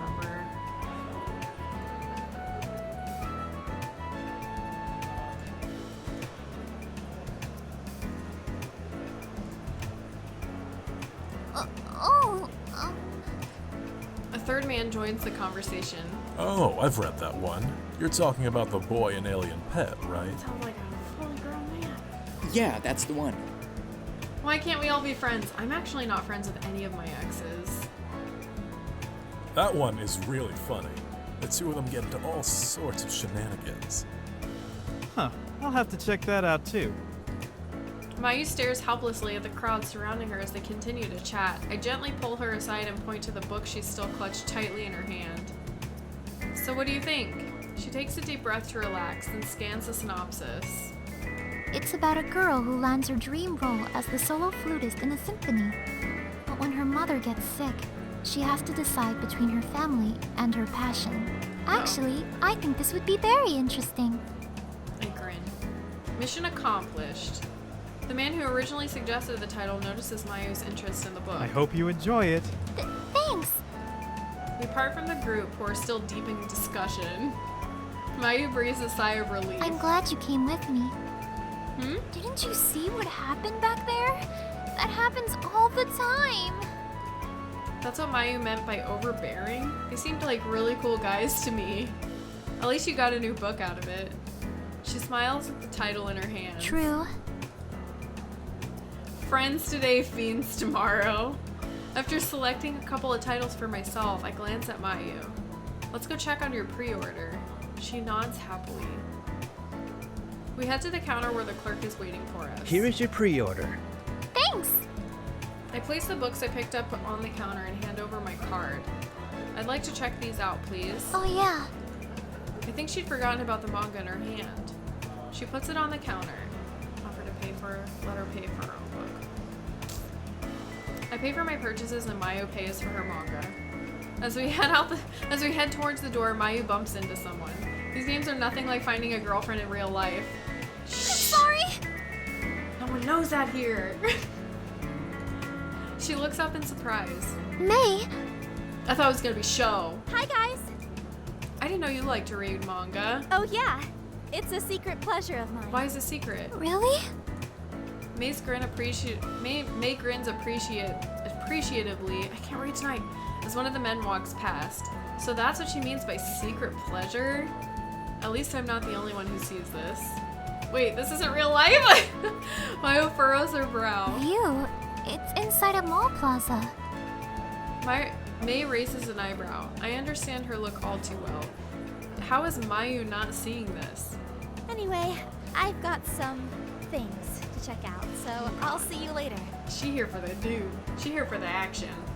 She here for the action. She heads deeper into the shop while Mayu and I walk outside. Ready to head back? She nods. We hop on my bike and I drive us to campus. 3D. Thanks for taking me life to is the comic 3D book pig store. Disgusting. Sometimes it's kind of nice to delve into a 2D world where there are less problems. Thanks for taking me to the oh, she already read that. Thanks for introducing it to me. Now I know where to go to catch up on my series. She smiles. I'm really happy you like to read manga too. Show doesn't really care for it. You think you'd like it more since there are pictures? Oh, you think you'd like it more since there are pictures. Mayu giggles. Be nice. Anyway, Father will be here soon, and I still have to clean. By clean, do you mean hide your new books? May is into otakus. It would be best if you didn't know. Anyway, I'll see you later. What would anybody have against manga? Like, I guess I could understand, like, hentai manga, maybe? I wave goodbye and watch her disappear into her dorm. And she lives in a dormitory, so why is her dad there? My phone rings unexpectedly, and it's Valerie. Hello? I've got a surprise for you. Come to the hangar. Oh, God. What is... She hung up. Of course she hung up. I guess I better go see what's up. After I swipe myself into the hangar, I make a beeline to Eagle. Valerie is perched in front of my terminal, but jumps up once she sees me. She moves from the terminal and gestures for me to sit. Voila! I stare at the scrolling code on the screen. She's got to stop acting like I can read this stuff. What is this? It's a manual documentation. It needs to be cleaned up before it can be fully understood, though. So you called me over to show me something that's not complete? Damn. Valerie pouts. If you were even a little bit technical, you'd be able to understand this achievement. Besides, my script is parsing it as we speak. It'll be done in a few minutes. We wait patiently for her program to finish running. I watch as she keeps an eye on her script. She's confident in her program, yet keeps glancing at it, exposing the eagerness beneath her calm demeanor. I can't help but wonder, how did you get into engineering? Girls can't be engineers. That's not what I said. It's like a puzzle. What? Taking things apart and putting it back together. Finding new ways to piece everything together to make it a better product. The possibilities are endless, even if we can't see all the solutions just yet. And you just discovered that by accident? She shrugs and becomes strangely aloof. Things broke around the house a lot. If I didn't fix it, then it would be broken forever. Damn. Why not just buy a new one? It always worked fine once fixed. Why spend that extra money? But why did you have to fix it? Why not your parents? She frowns in disdain. My mom couldn't be bothered with things like that. If the computer broke, she'd pretend the problem didn't exist until she needed to use it. Then she'd go and buy a new one because she needed to use it immediately. Money was always tight, and that's why I started trying to fix things. Okay. The first thing I ever properly fixed was my bike. I was 15, and my neighbor at the time was a young woman at university. She helped me fix it, and when she learned I was interested in this stuff, she gave me a bunch of how-to books for my birthday. I guess I was lucky that my dad was pretty handy. He taught me how to take care of my things. Valerie grins playfully. Could have fooled me. Eagle's always a little worse for wear by the time he gets to me. Isn't that right, Eagle? Oh, poor Eagle. She coos affectionately at my gear. It's not a puppy. A sharp beep interrupts our conversation. Valerie whips back towards the screen. It's done. Valerie and I both lean to get a better look at the screen. I turn my head to ask her a question when her hair brushes my cheek. It's soft and smells like flowers. I hadn't realized how close we were to each other until now. Valerie is too focused on the screen to notice. Her slender fingers dance across the keyboard. Oh, this makes a lot of sense. What makes a lot of sense? Why your core only activated that one time? The function of the core was set to debug mode with a single run instance.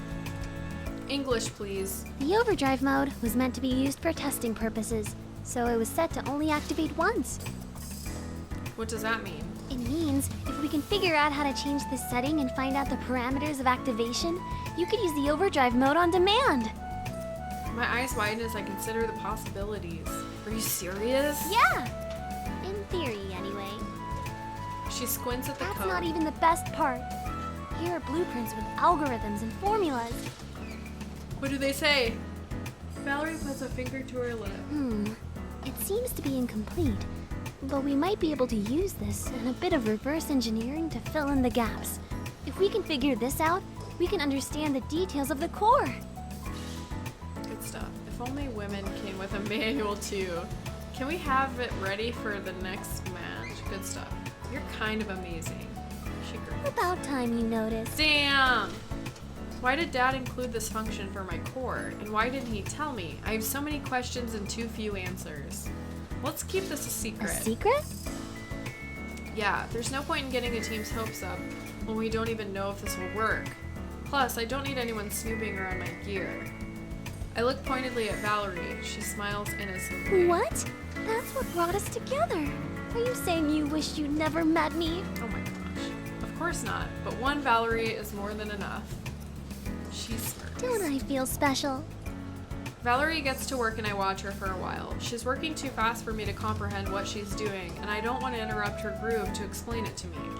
After a few minutes, she glances back at me. How about you sit in this chair and I'll watch you work?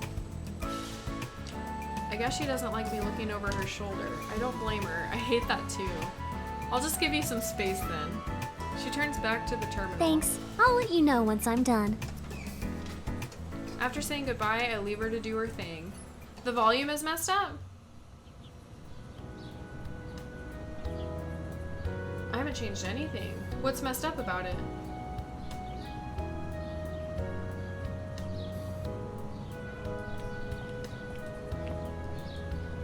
Is it not like, is it not loud enough, or?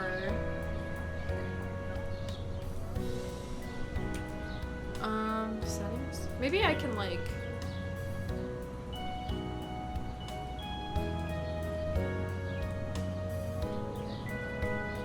oh, yeah, what's this? Speed, something like that. Sounds fine for me. We'll just keep it like that. Show or Valerie? Well, we just left Valerie. I feel productive today, but I don't want to hit the books and study just yet. I'm gonna finish this night, this day, and go to bed, and then I'm gonna call this stream, because I'm getting kind of tired. I know a good way to channel this energy. I'll work out at the gym. Besides, I have to maintain this sweet bod. I head to the rec center and get changed in the lockers. As I make my way to the weight room, I pass by the gymnasium. Normally it's empty, but today it's full of people. Is there a class going on right now? Unable to curb my curiosity, I peek into the room. The gym is decked out with equipment. Balance beams, still rings, parallel bars, uneven bars, pommel horse, etc. I can't see the floor beneath the layer of blue mats. Students seem to fly and flip from all the corners of the room. It's a gymnastics club! My mouth drops in wonder as I spot a very familiar face hanging on the still rings. Sho! At the sound of his name, Sho turns towards the sound of my voice and loses his grip. I wince as he comes crashing down into the mat below. After a second, he gets up and rubs his head. Then he looks at me. My bad. Such grace. Much elegant. I clap slowly. I'll give that fall a solid 5 out of 7. Sho frowns. Not funny, man. I was going for a personal record. What are you doing here? Sho wipes the sweat off of his face with a towel. Trying to balance on the still rings. No, I mean, I didn't exactly picture you as a gymnastics type of guy. Why not? It helps with staying fit, build strength, flexibility, core training. A pair of girls walks by us wearing the Ace Academy gym wear. Their stomachs are completely flat and they have perky features. Perky breasts, aka. They flash us smiles as they walk by. Flexibility. You already said that one. Did I? His attention is on another group of girls practicing their splits in the corner. And that has nothing to do with it. He grins. It's a bonus. Oh my god. I'm pretty sure that's the main course for you. I will neither confirm nor deny that. Damn, I get played. We both grin. Plus, you're competing with yourself to always be better. Huh? You set personal records for yourself, and then the next time you come, you try to beat them.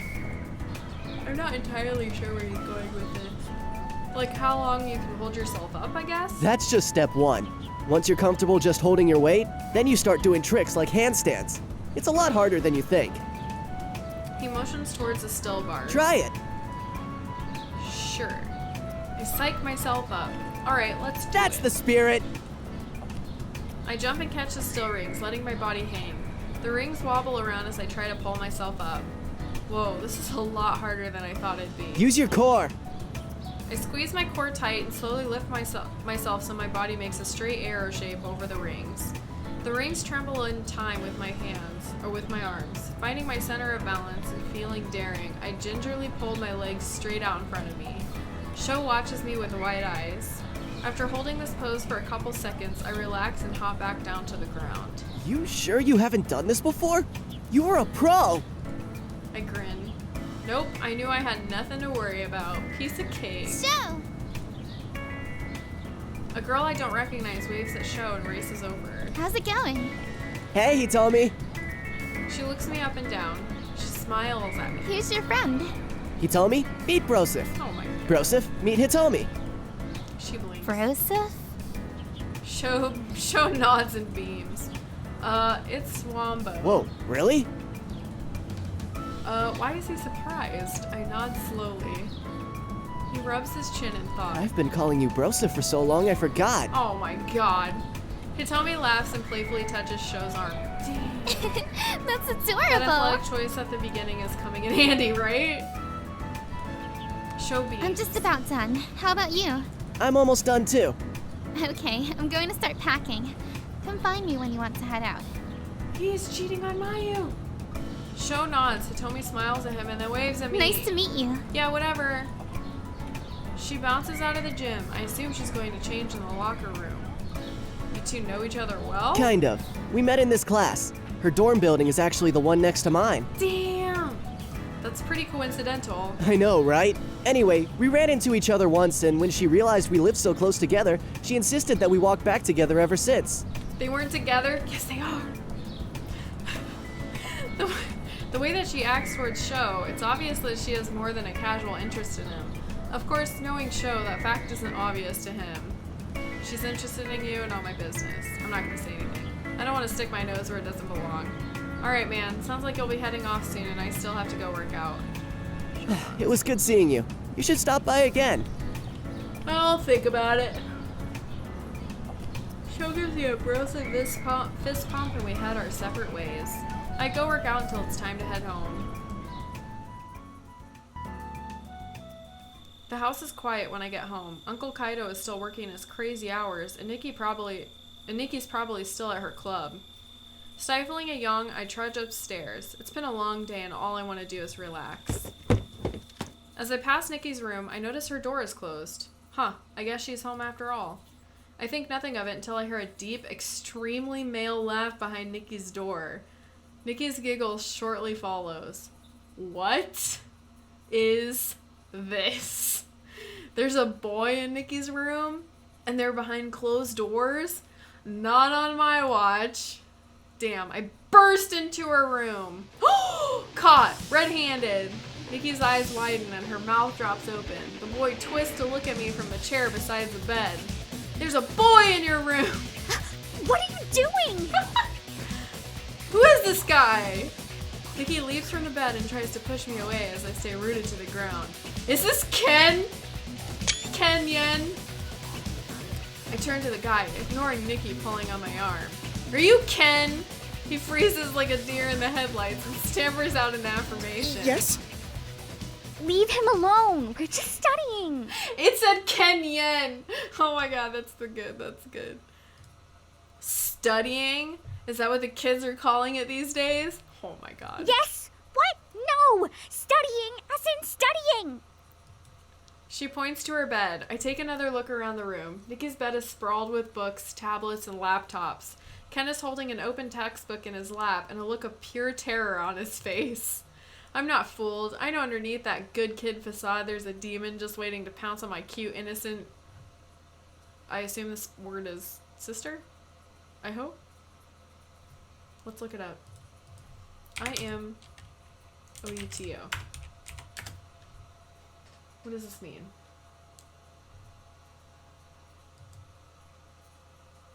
Okay, little sister. Okay, good. Good. Ken is in my class and we have an exam next week. I glare at Ken, who cowers from my stare. So, now that you know nothing weird is happening, get out! Damn. I cross my arms. Actually, I think I'll stay and help you two study. What? Whatever you're learning now, I already studied. Don't you have your own homework you can do? We're studying fine without you. Are you sure about that? I think Ken here would appreciate the help. I glare at Ken, who gulps hard and nods. Actually, it would be an honor to have the help of an ace pilot. No, it wouldn't. I narrow my eyes at Ken, very suspicious. I've got my eyes on you. Don't try anything silly. Move him out of the room. Don't try anything silly. Don't even think about it. I didn't think it was possible, but Ken's eyes grew even wider. His gaze shifts helplessly to Nikki and back to me. There's nothing happening. I'm not thinking anything. Yeah, right. Get out. I'm not going to fail my test because you're being a total weirdo. Yeah, I'm leaving. I glare at Ken again. Just remember, whatever you're thinking of doing to her, I will do to you. What? It's just math. Should have chucked him out the window. Twice. Out. Nikki shoves me from the room. Door. I know. We'll leave the door open so you stop being stupid. Oh my god. I never had a big brother. Luckily, my room is across from Nikki's. I leave my door open too while I try to work on my assignments. I'm too distracted to focus as I strain to hear what they're talking about. Every so often, I hear them repeat a math formula or compare answers on equations. Huh, I guess they are really studying. This time. Eventually, I give up and watch videos on MeTube. After about 2 hours, Ken goes home. Nikki slams the door shut to her room. Sheesh, what's her problem? Now that I can finally focus again, I finish up my assignments and easily fall asleep afterwards. Okay, I'm gonna save. Okay, we're saving, yes, and I'm ending. Is my cam work? Yay! Okay. Thank you for coming to hang out with me. I'm so tired right now. I